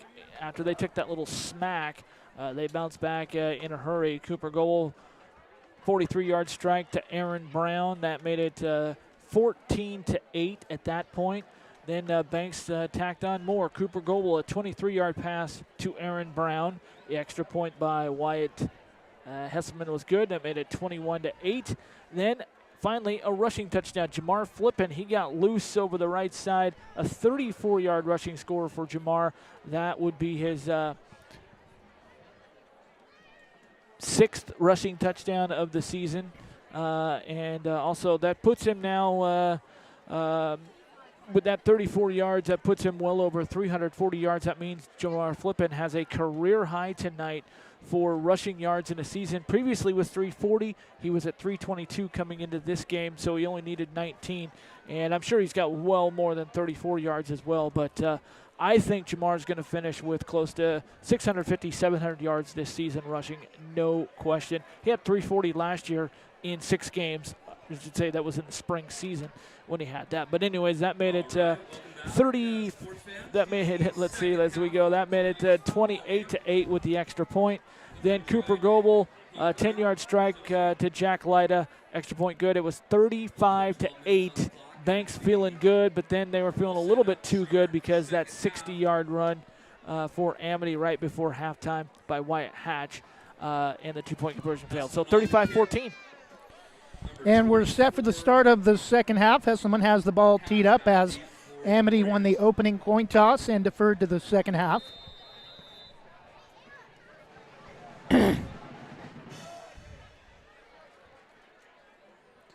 And the ball will be taken, I believe, by Berkey. He tries to jitterbug a couple of defenders and gets up to about the 25 before he gets out of bounds along the far side into his own bench.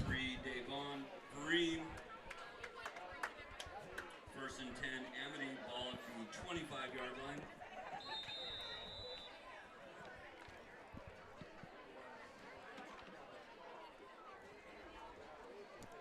Kane Black and the Amity offense come to the line.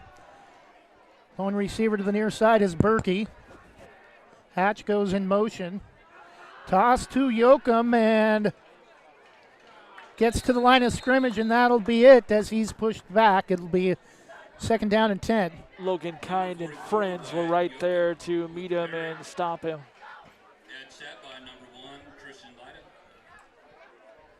Logan Kind has been all over the field tonight. Got to be in there for our Oregon Army National Guard hero of the game.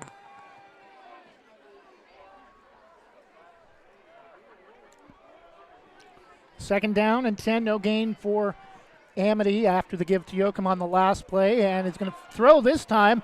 Pass is caught, and nice tackle out of bounds by number 15, Aaron Brown. Short of the first down, but a good pickup on second down and long on the catch for number 40, Logan Grove. Yeah, they'll get a good chunk of yardage that time, but it was good that they didn't, that Aaron Brown got over there before he could really get a first down and move the chains. So. Pickup of 7, third down and 3. Rooting for the Braves to pick up a couple more touchdowns and have this be a running clock in the second half with these cold temperatures. Yeah, temperature, it definitely feels like August. It's got that fall feel.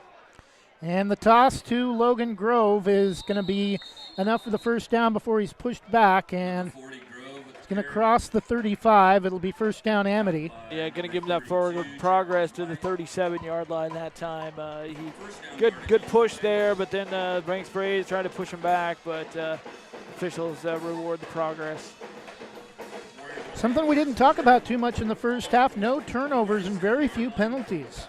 Yeah, there were a couple times that were close. One fumble there by Amity, but they got it back, and then a couple of near interceptions, but not quite. Black is going to turn and give to Hatch, and gets around the near side. A flag. I think this is coming back. Looks like probably a hold in the backfield. Yeah, the white hat is collecting information. It's going to be a hold against Amity.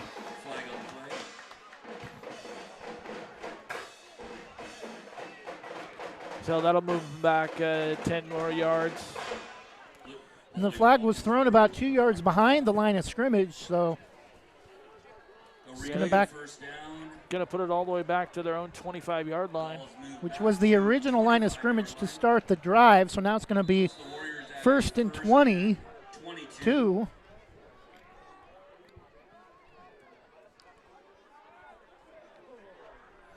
Black again will fake the handoff, and he avoids the tackle and then is slammed down to the ground hard by number 32, Charlie White. Charlie in the middle. A loss of 5 or loss of 3. 2nd down and 25 from the 23. In case you missed it, that was our in the pregame, our Walker's Ways to Victory. Shout out to the late, great David Walker, who passed away this week. Great key right there was Charlie in the middle, plugging up the middle. And Black, big hole up the middle for number 40, Logan Grove. Jamar Flippin coming up that time from his safety position. There's your safety valve. Had to come up there and help out a little bit there. As Amity is, we talked about that. Banks needs to keep them from getting past the second level of the defense, and Amity's kind of trying to get back to that a little bit, pushing their way and getting into that. And Banks really has to stiffen up and to fight back and not let them get past the second level. Got about half the yardage back that they needed, but still 3rd down and long, about 12 from the 35. Black back to throw, shovel pass again inside, worked in the first half. It's going to work again this time as Amity's going to pick up a 1st down on the inside shovel pass to Wyatt Hatch all the way up to midfield. Yeah, you give it to Wyatt Hatch. He doesn't need much to get through, but he had a huge hole to work through, and somebody missed an assignment that time for Banks. And so they gotta find that and patch it up, and they can't continue to keep giving up these holes to it's just Amity, but they're giving up these holes to Seaside next week.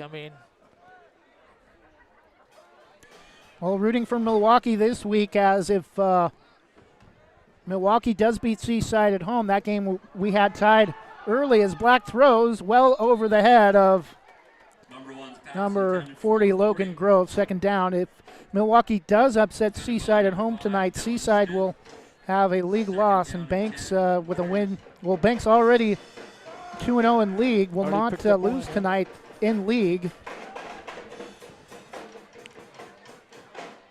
Yeah, we forgot to mention it before, but not many teams really have a chance to pick up 2 wins in 1 week, and Banks gets to do that. Of course, this one would go on the non-league side of things.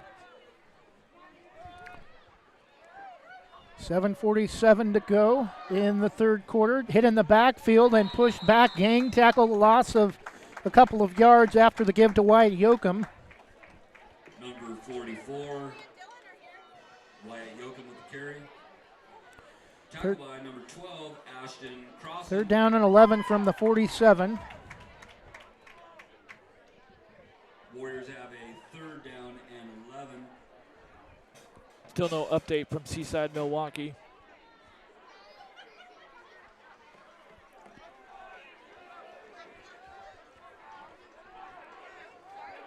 Black under center.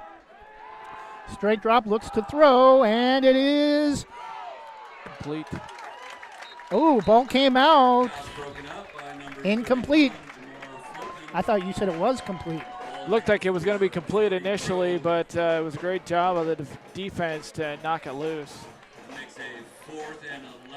4th down and 11 for Amity. Ball near midfield and down 3 scores with nearing the midway point of the 3rd quarter. I'm sure this is a 4th down opportunity where Amity will go for it. Yeah, but decision time for sure. I just don't think they have a punter, but I think what their quarterback does is he drops back and just drops it, or maybe not.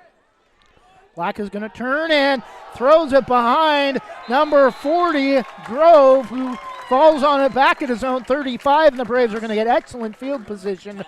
And even if he did fumble it, I think with Grove falling on it, the Braves actually got better field position than if he would have fumbled and the Braves recovered. Yeah, Braden Ball and Davon Vereen getting back there. They were all over that one, and they were not letting Amity get anything. So a huge stop right there.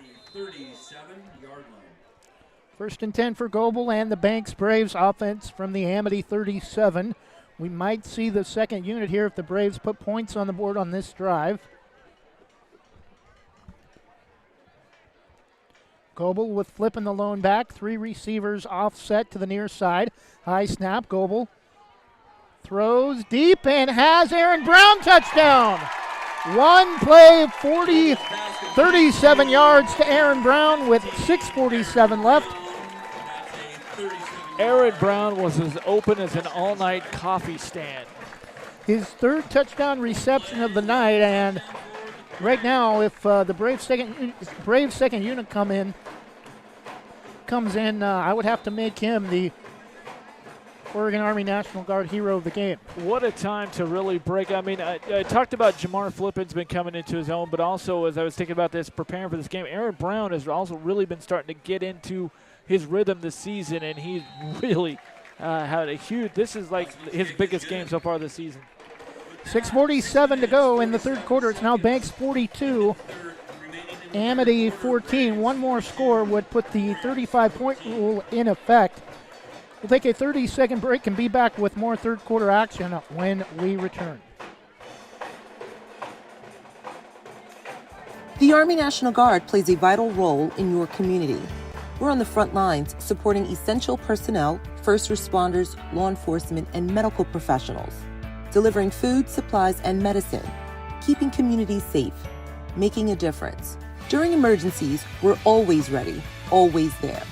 Learn more about part-time service in the Army National Guard at nationalguard.com. Sponsored by the Oregon Army National Guard, aired by the Oregon Association of Broadcasters and this station.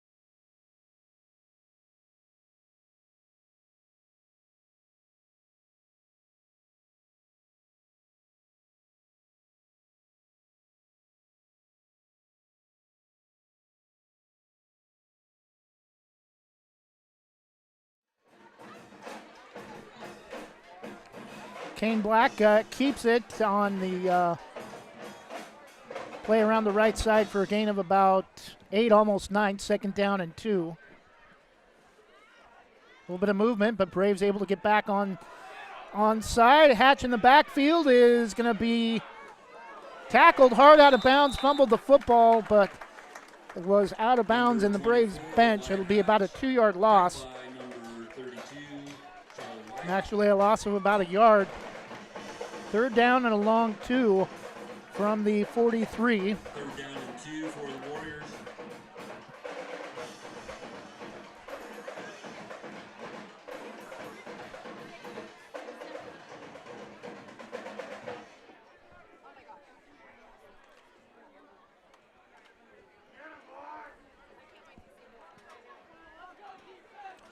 Number 2 Cascade at number 3 Marist tonight. One of those two teams will pick up their first loss of the season, but whether or not it's enough for the Braves to move up in the rankings is yet to be decided as Amity picks up the first down and a late flag. I think number 40. First down achieved on the run. It's going to be some kind of a personal foul. A little bit of talking going on between number 40 for Amity, Logan Grove, and one of the Braves players.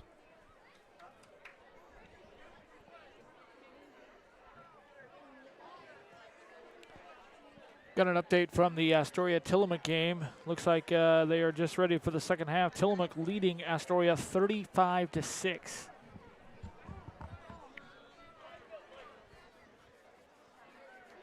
Personal foul penalty against the Braves. 5:05 to go in the third quarter. 42-14 lead.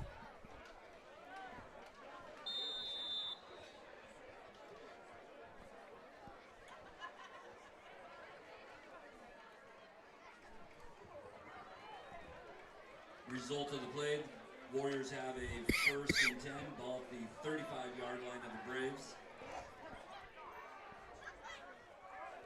Black under center. Two back set out of the eye and is going to give it to number 30, busting forward down to about the Ball carried by number 30, 20 or 30, Reagan Clark for a first down gain of 15. Yeah, Reagan Clark just bust right through the left side, right off the tackle, and there was no resistance whatsoever from the Banks defense that time, and gets a huge, huge hole. Banks they just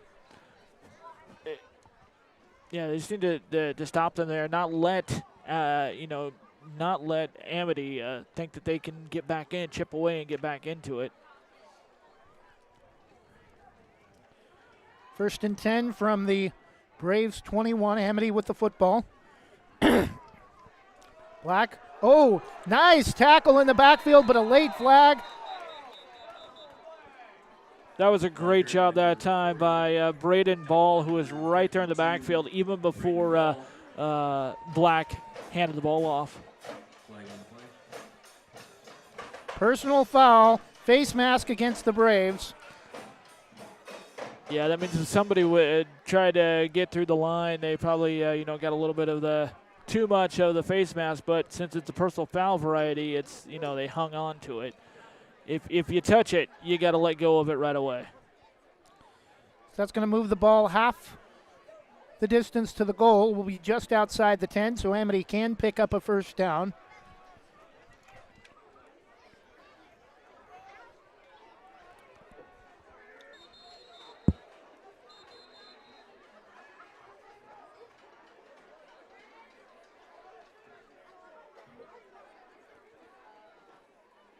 Now there's some discussion between the white hat and the head linesman.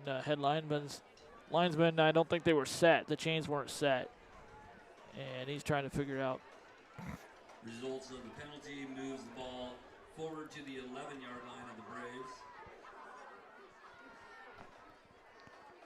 I think they're discussing whether or not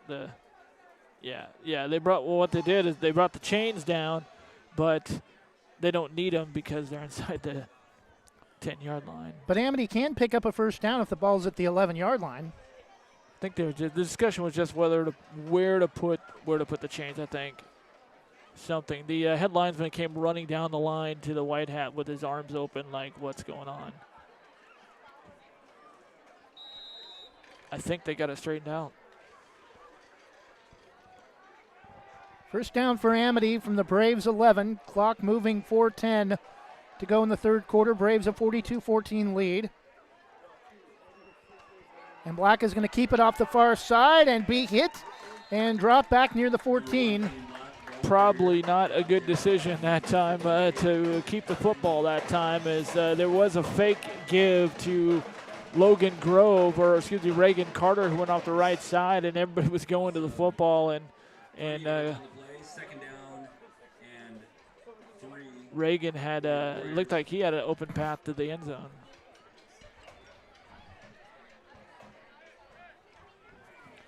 (42-14), 3.5 minutes left in the third quarter. Amity comes to the line. Berkey, the lone receiver, to the near side. Hatch, the man in motion, and big push up the middle back to the 10, close to the original line of scrimmage. It'll be third down. He was absolutely stood up. He got around the edge there, and he was just met by a wall of Banks Braves tribe mates. Among them was Braden Ball.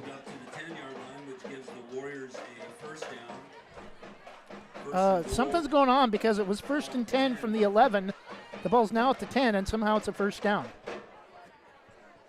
Yeah, I don't think maybe they did get things quite straightened out there with the chain gang a couple plays ago. Movement. That's probably going to go against Banks. Whether he's drawn off sides, but indication is against the Braves. Yeah, they were coming. It looked like they were kind of had a blitz going on because there was a couple of them that were a little too antsy at the defensive line.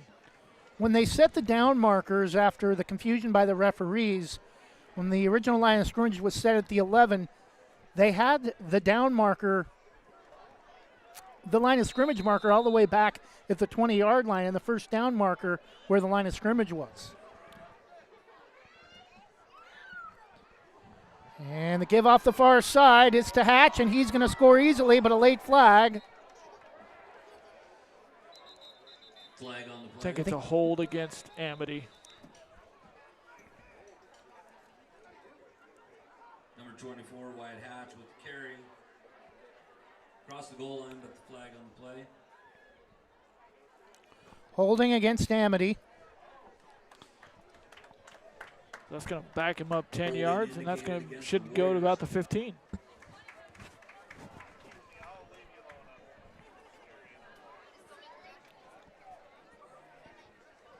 Crowd was really stomping and kind of loud earlier, and it's really kind of quieted down. I think maybe people are trying to keep their hands warm and everything. It's really that fall chill. It is October now, and it is starting to get chilly here in the Northwest. Clock moving now with nearing 2 minutes in the third quarter. Braves with a 42-14 lead, but Amity threatening inside the red zone. And number 40, the carry thrown down inside the 5. Yeah, Logan Grove, he was initially wrapped up behind the line of scrimmage, but he just kind of kept going and worked his way out of it for a nice little gain.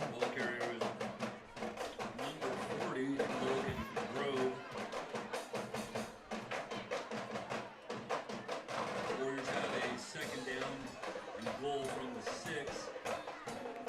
Amity taking their time getting the play in.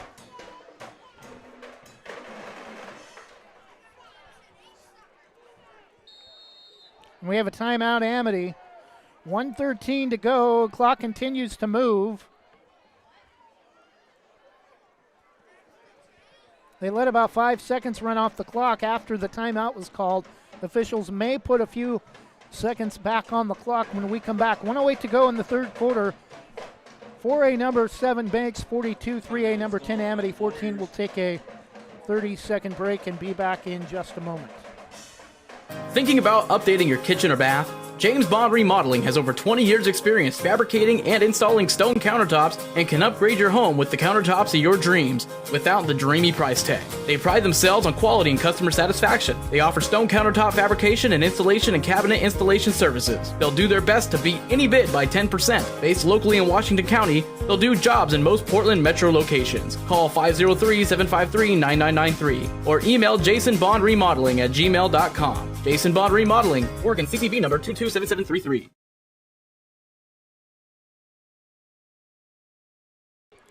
And we're back following the timeout from Amity. 1:08 to go in the third quarter. 42-14 Braves with a 4-score lead.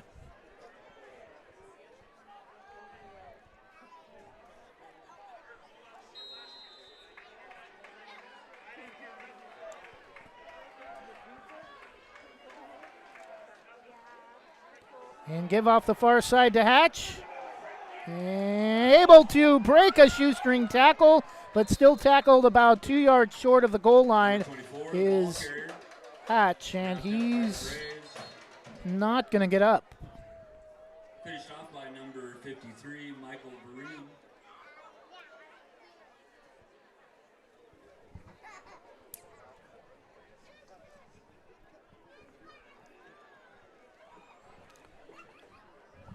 Number 24, the ball carrier for Amity, Wyatt Hatch, still down on the field on the along the left side at about the 2 yard line after trying to break a ankle tackle.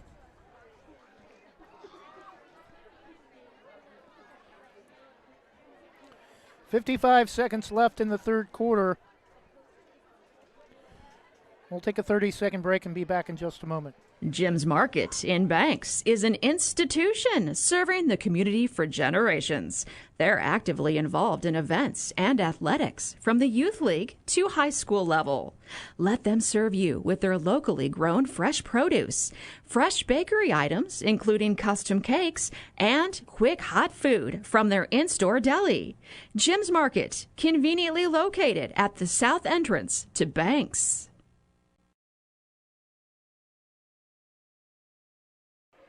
And we're back following the injury timeout to number 24, Wyatt Hatch, the ball carrier on the play for Amity. Third down and goal from about the 2.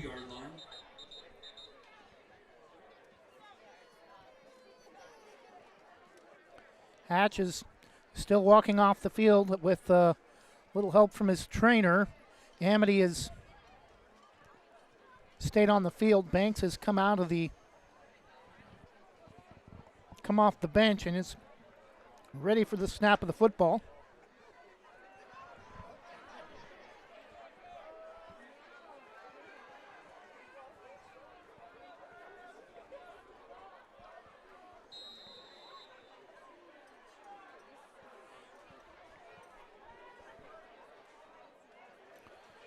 And give up the middle is a big push and still no. It's going to be fourth down. Came to play defense. That is short of the goal line.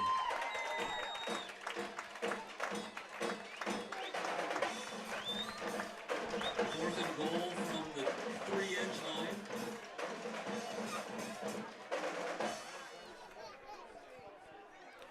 Two-down territory for Amity. Final play of the third quarter. 20 seconds left. 42-14 Braves lead. Amity just outside the goal line. And Kane Black is going to try to squeeze his way in, and indication from the far side official. Touchdown, Kane Black from a yard out. 13 seconds left. 42-20 Braves with the lead now, pending the extra point.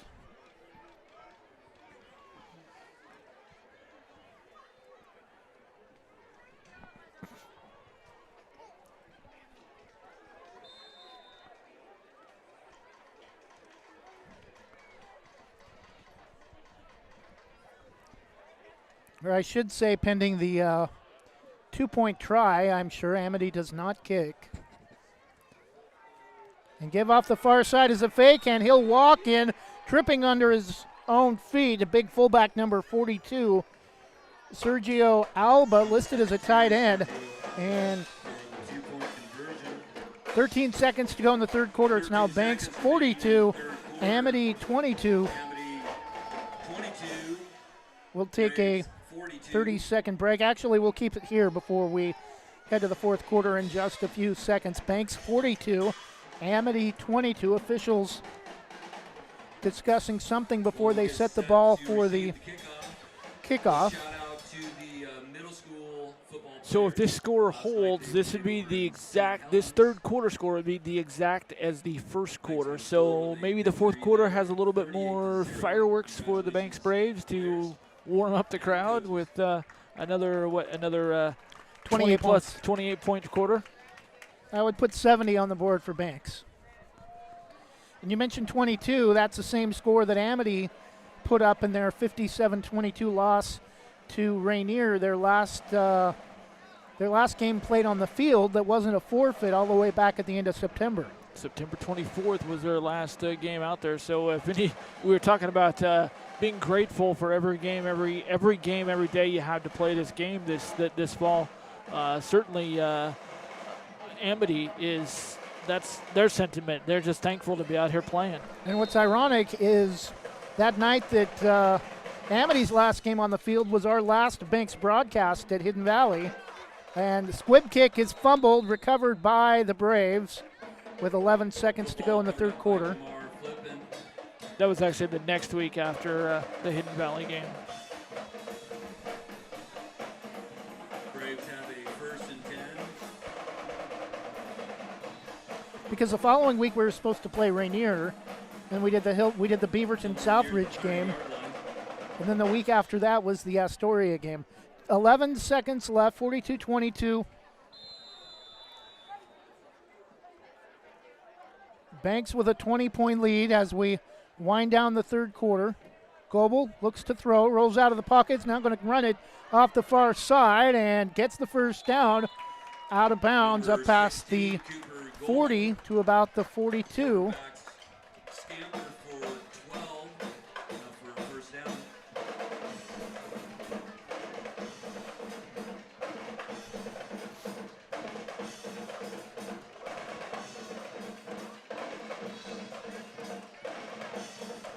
So time for one more play, 2.5 seconds left in the third quarter. Braves leading 42-22 over 3A number 10 Amity. Amity, if you're listening from outside the area, located about halfway between McMinnville and Salem, part of the Willamette Valley. Give to Jamar Flippin up the middle and breaks a couple tackles, room down the near side. And he's off to the races. Touchdown, Jamar Flippin. 458 yards from the 42-yard line. Jamar Flippin could have close to 200 yards tonight. I think he's got over 100 yards just on his scoring plays. That's 92 and two of them.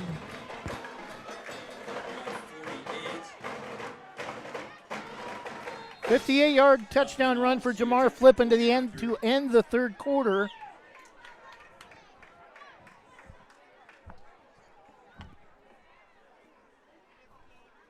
Snap is down, kick is up, and it is through. End of the third quarter, it's Banks 48. The 49, Amity 22. Banks, their highest point total of the season so far now, surpassing last week's 42-17 win at Astoria. We'll take a 30-second break and be back with the fourth quarter when we return. Thinking about buying or selling a home? Sarah Hesselman, Realtor with Keller Williams Realty, will help you with your real estate needs. Call 503-313-0748 or email Sarah at sarahhesselman.com. Serving your community daily and proud to support the starting lineup of your Banks Braves. Sarah Hesselman, Realtor with Keller Williams Realty. Call 503-313-0748.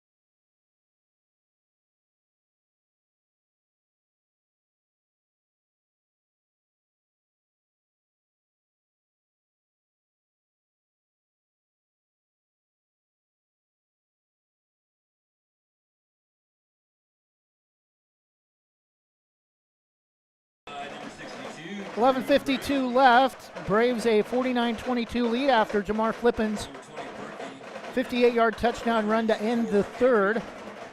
Hesselman's kick to start the fourth is returned by Berkey to about the 30-yard line.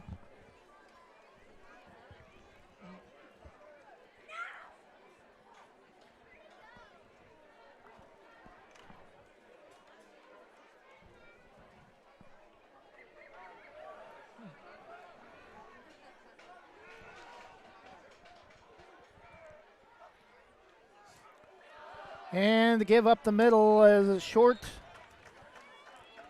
gain for number 44, Yoakum, to about the 33. Gain of 3 on the play. Down marker still says 4 on first down. Now it's corrected. The chill in the air, maybe getting a little bit to the players, as I saw Jack Lyda just moments ago down there in his corner position, kind of kicking up his legs there to keep warm a little bit. And give to another new back. Nice job. Tripped up Jack Lyda, making the tackle at the knees on number 17, Braxton Morgan. Another new ball carrier in the game for Amity. Yeah, one of those, like we talked about, it's in their tribe of running backs for Amity. This is a little bit of a battle for tribe supremacy here, the Amity Warriors, the Banks Braves. Third down and about 2 from the 38. Give off the far side. Tackled, hit in the backfield for a loss. Might have got back to the line of scrimmage, but will be short of the first down. A host of Braves in there on the stop. Braden Ball was in there. Davon Vereen is in there. Number 33, Michael Mather. Michael Mather, the carrier, and it's going to be fourth down and short for Amity. Not sure what our white hat, I think our white hat was doing some communication with the scoreboard operator up front because he was making like a traveling motion with his fist, like there's no flag. Low snap fumble! And hard to tell who fell on a big scrum, and one of black hat to the far side is indicating Braves football. It's Amity got up with the football. I think they might have fumbled, but they got it. White hat is, it's first down Braves. He might have, I think he might have grabbed it at the bottom of the pile. So the first turnover of the game goes to the Amity Warriors on a fumbled snap, and it's 1st and 10 Banks from the Amity 37. Well, it'd be their 5th fumble this year and their 2nd lost, and they're the only time they lost a fumble. Guess who they played? Rainier.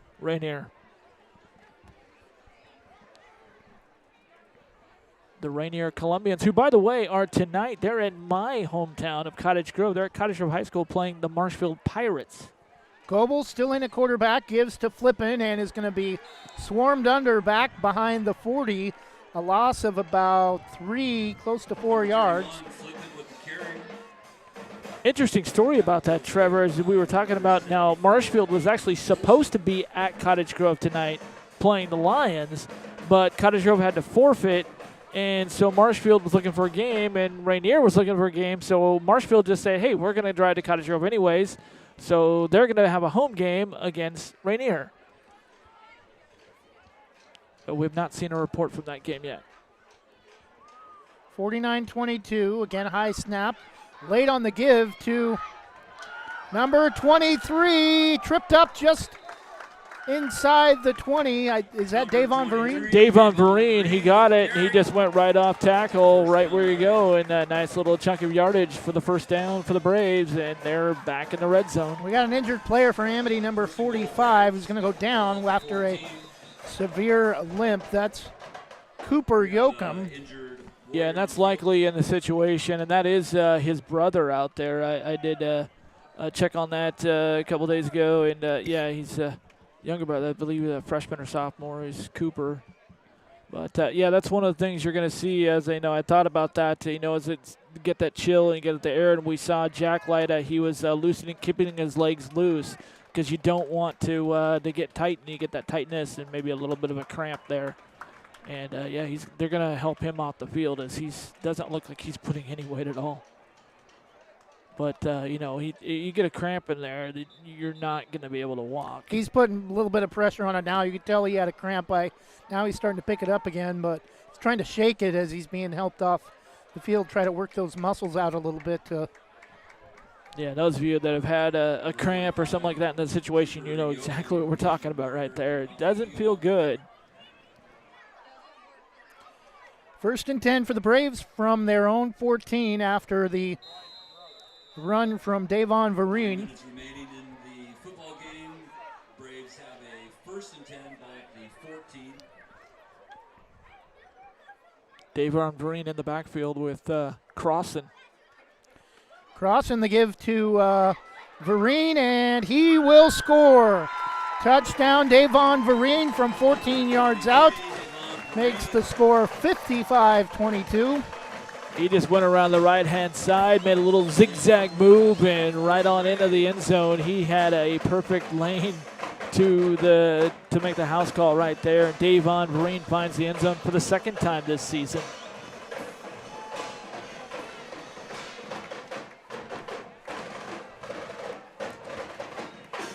Hesselman will attempt his eighth extra point of the night.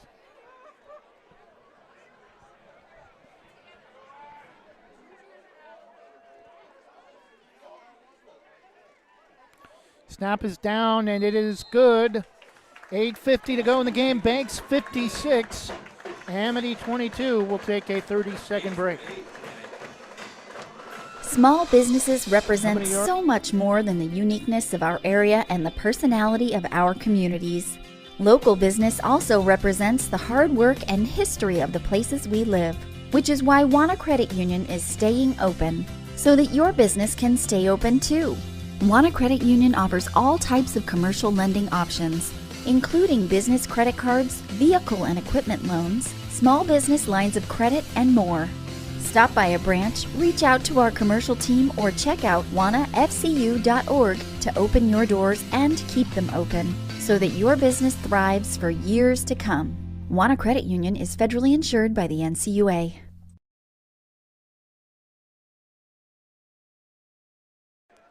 And we're back 56-22. Davon Vereen, backup running back, with a 14-yard touchdown run off the right side to put the Braves up 5 scores, but no running clock yet, as it's a 34-point advantage for the Braves. 35-point rule puts the running clock in effect in the second half. Which puts you in a question. Do you go for 2 to get it to 35, or you just, I think it gets in a little bit of gamesmanship there, too. It's like, you could go for 2 to get it to 35, but, you just kick the extra point.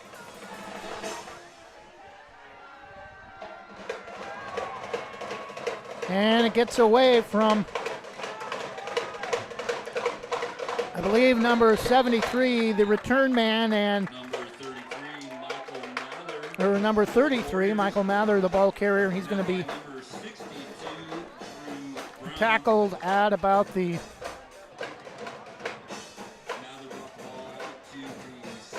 16-yard line. It'll be first and 10 for Amity.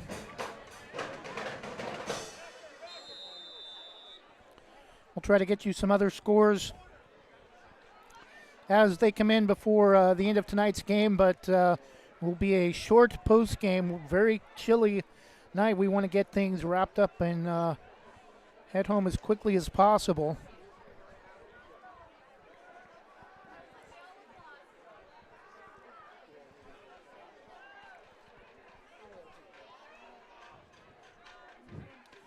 New quarterback in as well for Amity. It's Evan Berkey, who has, for the most part, handled return duties for Amity tonight. Yeah, they've got like 3 or 4 guys that have had return duties this season, both kick returns and punt returns, but certainly been a lot of kick returns to get some guys out there for Amity, as Banks been kicking it to them a lot. First down carry for Amity, gain of 11 to the 27, original line of scrimmage, the 16. Clock continues to move as we head towards 8 minutes left in the game, a 34-point lead, 56-22 for the 7th-ranked 4A Banks Braves. Berkey's going to turn and give, and swarmed under after he gets to the line of scrimmage is the ball carrier, number 7, George Meeker.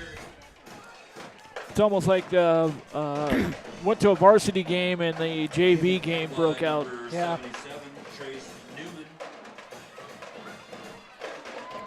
Meeker, the only receiver for much of the first half for Amity, but playing a running back on that play.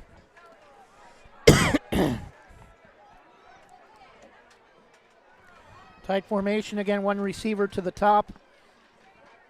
And Berkey is going to give to number 33 again. Gets up close to the 35, spinning and coming up a couple of yards short of the first down. It'll be third down for Amity. Number 21, Charlie Markham. Charlie Markham on the tackle for the Braves. Third down and three, almost four for Amity.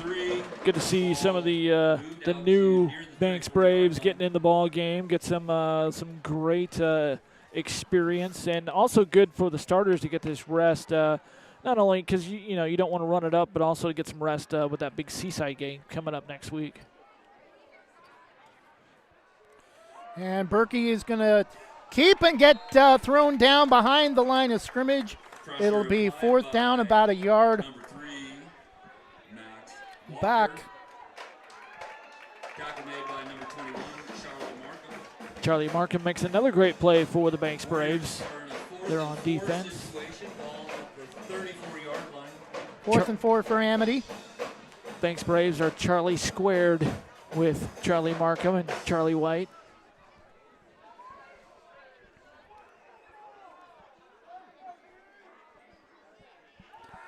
And Berkey again to roll right, throws well short of his intended receiver, number 1, Kane Black, the quarterback, but a flag on the play.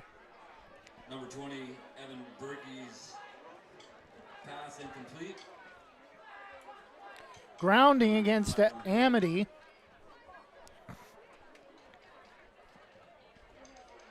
Yeah, it was kind of, he was still back there in that tackle box. He didn't quite get out of the box there before he threw the football, and I don't even really know if he really had a receiver in the vicinity. I think it's more that he was still inside the tackle box before he let it go, with heavy pursuit coming. But it should be Braves football. Penalty yardage gave the Warriors a first down at the 49.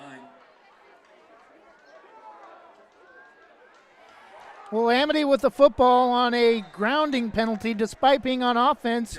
They get a 15-yard personal foul penalty on they gave the signal for grounding but gave Amity 15 yards and marked the ball near midfield. Yeah, that was kind of weird. They moved the ball into Banks territory, towards Banks, but yet they signal for grounding.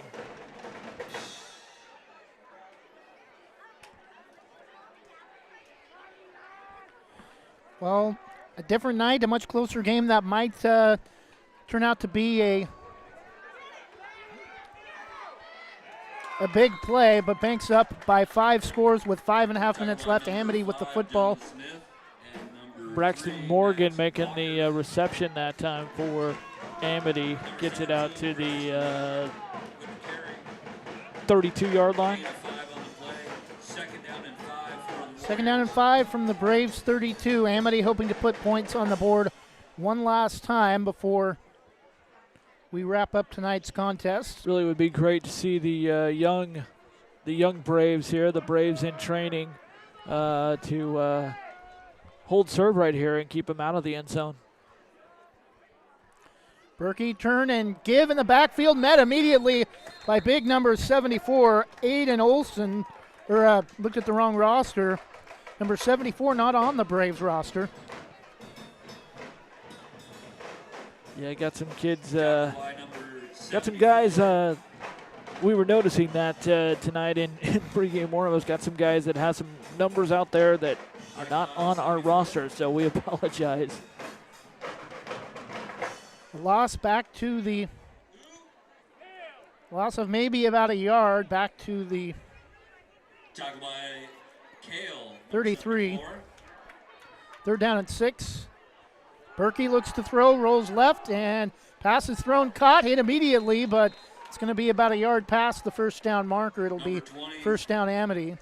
Berkey's pass complete to number 81. Brant Bell making the reception. Tackled by number 62, Drew Brown.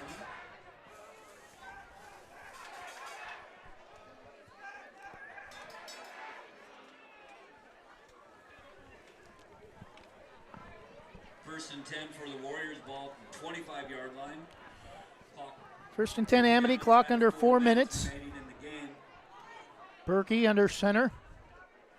Turn and looks to throw and has a man intercepted. Almost in the end zone by Dylan Smith, but a nice job to get back there in time to break up a potential touchdown for Amity on second down. You and me both there, Trevor. I thought Dylan Smith had that. He was right there in perfect position. He was ahead of the receiver, and I thought he was going to pull down with that football, pull it out of the air, but I guess just didn't quite get to it. That was a play, I think, where the receiver had to become turn around and become the safety and try to make sure it was the turnover didn't occur. More important thing there was to keep the points off the board, yeah. Whistle and a timeout, Banks. These are those coachable moments right here. I mean, you never, even though it might be, 55-22 on the scoreboard up there or 56-22 on the scoreboard, you still got, you've got young players out there. So there's an opportunity to coach them up and coach them the right way and teach them the game, teach them those situations. And that's just what they're doing right here. They also could have some other things, but, more likely it's a coachable moment. Just coaching them up and showing them what to do out there. Well, with 3:28 left, I think we can go ahead and I don't know about you, Jonathan, but for me, Oregon Army National Guard hero of the game has to go to Aaron Brown. 3 touchdowns in the first half. Jamar flipping a big night for him as well, but Aaron Brown, kind of a breakout game for him tonight. Well, and if you want to talk about stars, I mean, Davon Vereen was huge on defense as well. But I agree, Aaron Brown, breakout game for sure. Tackled by number 22, Tristan Rogers. Second win of the week for the Banks Braves, getting to 5-1 overall and 2-0. Well, they're already 2-0 in the Coapa Special District 1 conference play with that forfeit over Valley Catholic, which I mean, let's be honest, I think that was probably, it would have been over by now anyways. Yeah. Michael Mathers, the ball carrier. 3rd down and 3 for Amity. Berkey turns and gives to number 23 that time, Andrew Grove.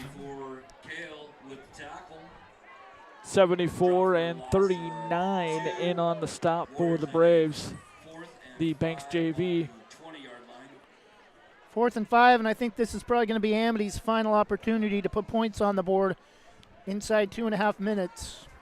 Like I said, this would be great. If you're wearing blue and Vegas gold, this would be great for Banks to hold them out of the end zone here.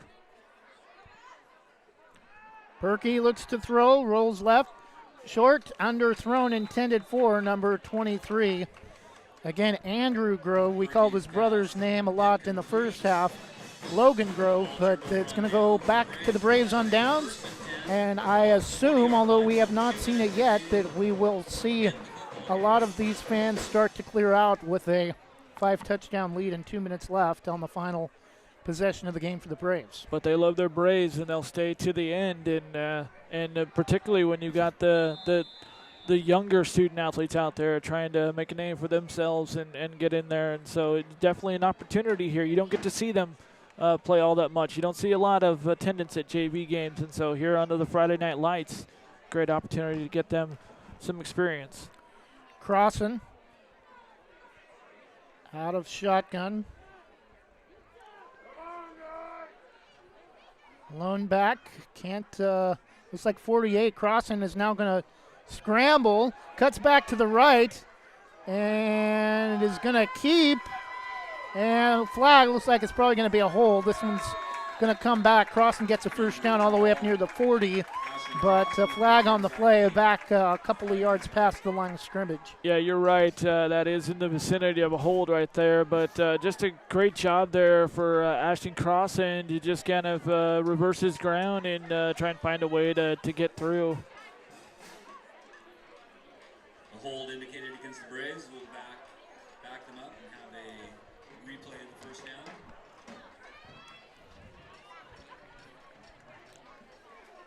Under 2 minutes to go here in the game, and big-time lead. Definitely a shout-out to all of our sponsors. Without you, this wouldn't be possible, and we thank you. Wanna Credit Union, Scoreboard, and Jason Bond Remodeling, presenting sponsor.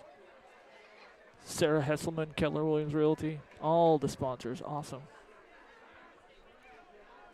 First down and long for the Braves after the holding call marks the ball back to the 14. So 1st and 16. Crossan gives up the middle hard run by number 48 up close to the line of scrimmage. That's Aiden Ramble. And I don't know if they're open this late, but if you're feeling a little cold, you could drop by Scoggins Creek Coffee in Gaston and get you some warm, I'm sure hot chocolate too. That would have to wait till the morning. They close usually at like 5 on. I was going to say, yeah. Well, hey, Saturday morning coffee. They open early in the morning, so like 5 o'clock, I think. Under a minute left, final score, Banks 56, Amity 22, barring some kind of play I would not expect from the Braves and some kind of odd scoring play. Ramble, perfect name for football, gets to the outside, and he's down the near sideline. Finally, still on his feet, finally brought down at around the 45 of Amity with 32 and a half seconds left. Big, nice play that time. Great blocking. A young man just following his blocks all the way into Amity territory. You love to see that anytime. You've been on the sidelines the whole game. You don't know if you're going to get in the game, and here you get in the game, and you get under these lights. A big crowd here. The town is here, and you get to get a nice run out there. Just got to feel great for that young man.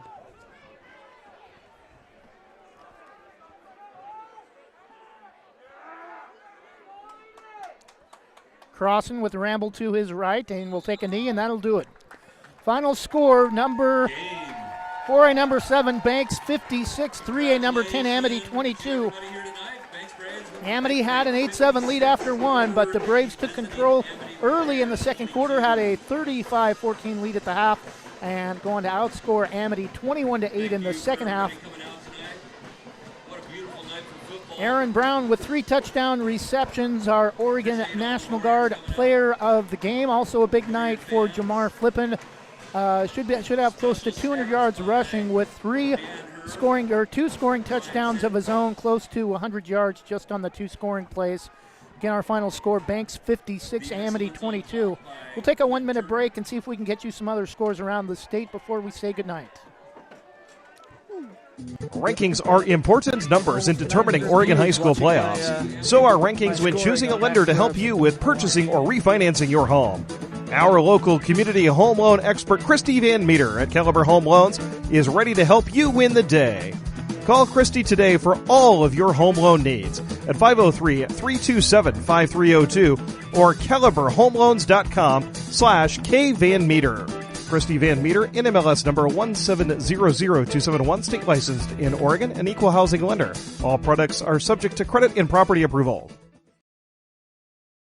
Proudly serving our neighbors in Washington County since 1946, LaHaye's is your destination for locally made Letterman's jackets, custom embroidery for business apparel or a unique gift, and scouting uniforms and supplies. LaHaye's is on the corner of 3rd and Main in historic downtown Hillsboro. Open Wednesday through Friday, 10 to 6, Saturday, 10 to 4, and anytime online at lahayes.com or call us at 503-648-2341.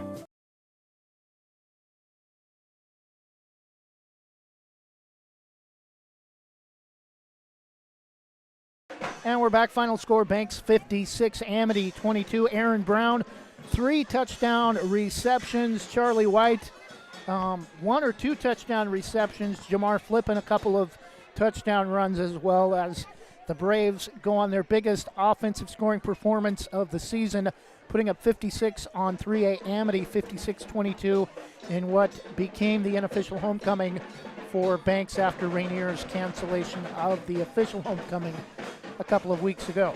Jonathan is still trying to pull up 4A scores from around the state. or high school scores from around the state across all classifications.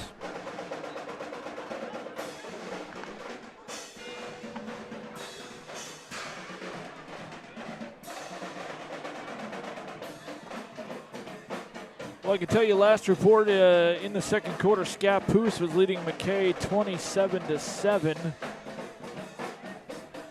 Late in the ball game, Lake Oswego leads Tualatin 27-26. District 1 score, last score that I saw, still trying to get that to reload, but it was there in the second half. Starting the second half, it was Tillamook all over Astoria, 35-6. 35-6 was the last report there. Still haven't gotten an update from Seaside and Milwaukee. It was tied at 7 very early on in that ball game. Still awaiting that one.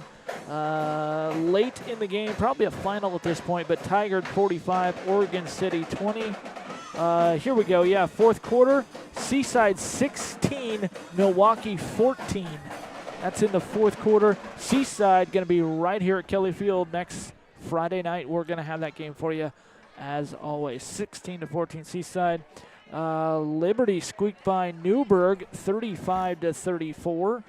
Mountainside and Sunset. Ooh, Mountainside and Sunset are in overtime, tied at 20.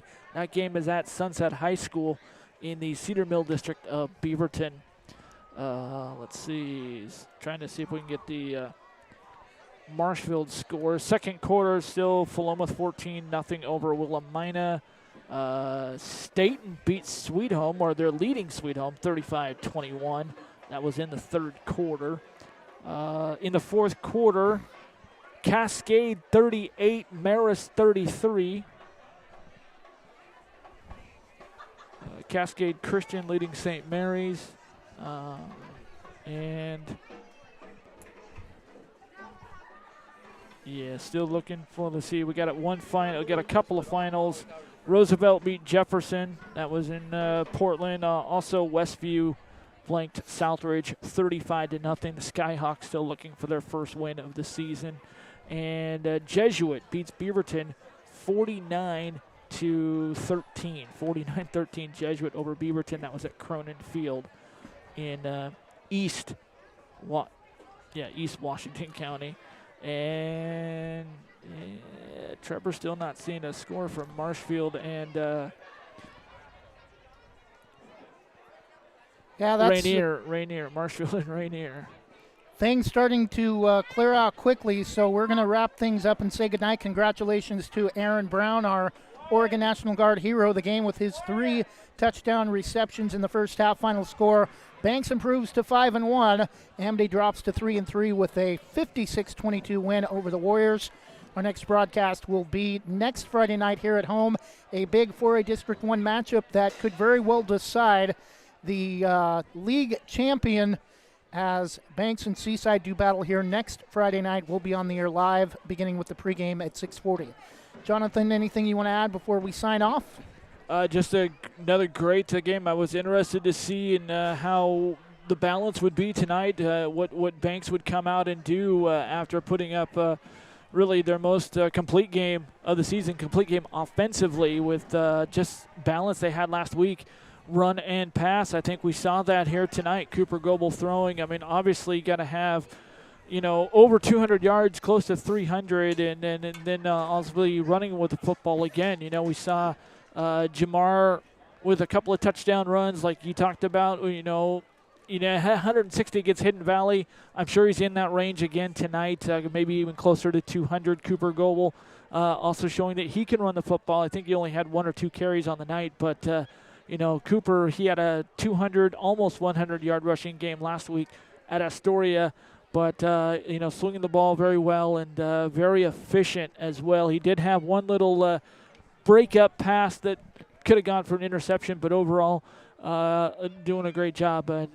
Need to continue doing this. There's some things certainly to work on going forward as it gets even tougher with Seaside coming in here next week, but no doubt that Coach Linehan and his staff will get those things ironed out. I mean, they've got Sam Riddle down there on their staff, and he was an absolute beast at quarterback for Linfield in his time, and also at Century High School as well. So Cooper Goble has a great mentor down there in Sam Riddle to work through, and so they're going to get some things ironed out, and they'll be ready next week. Our final score tonight, Banks 56, Amity 22. Our next broadcast next Friday night at home against Seaside. Pregame starts at 6:40. Join Jonathan and I then for the pregame for Jonathan Lee. I'm Trevor Beard. Thanks for listening, and good night.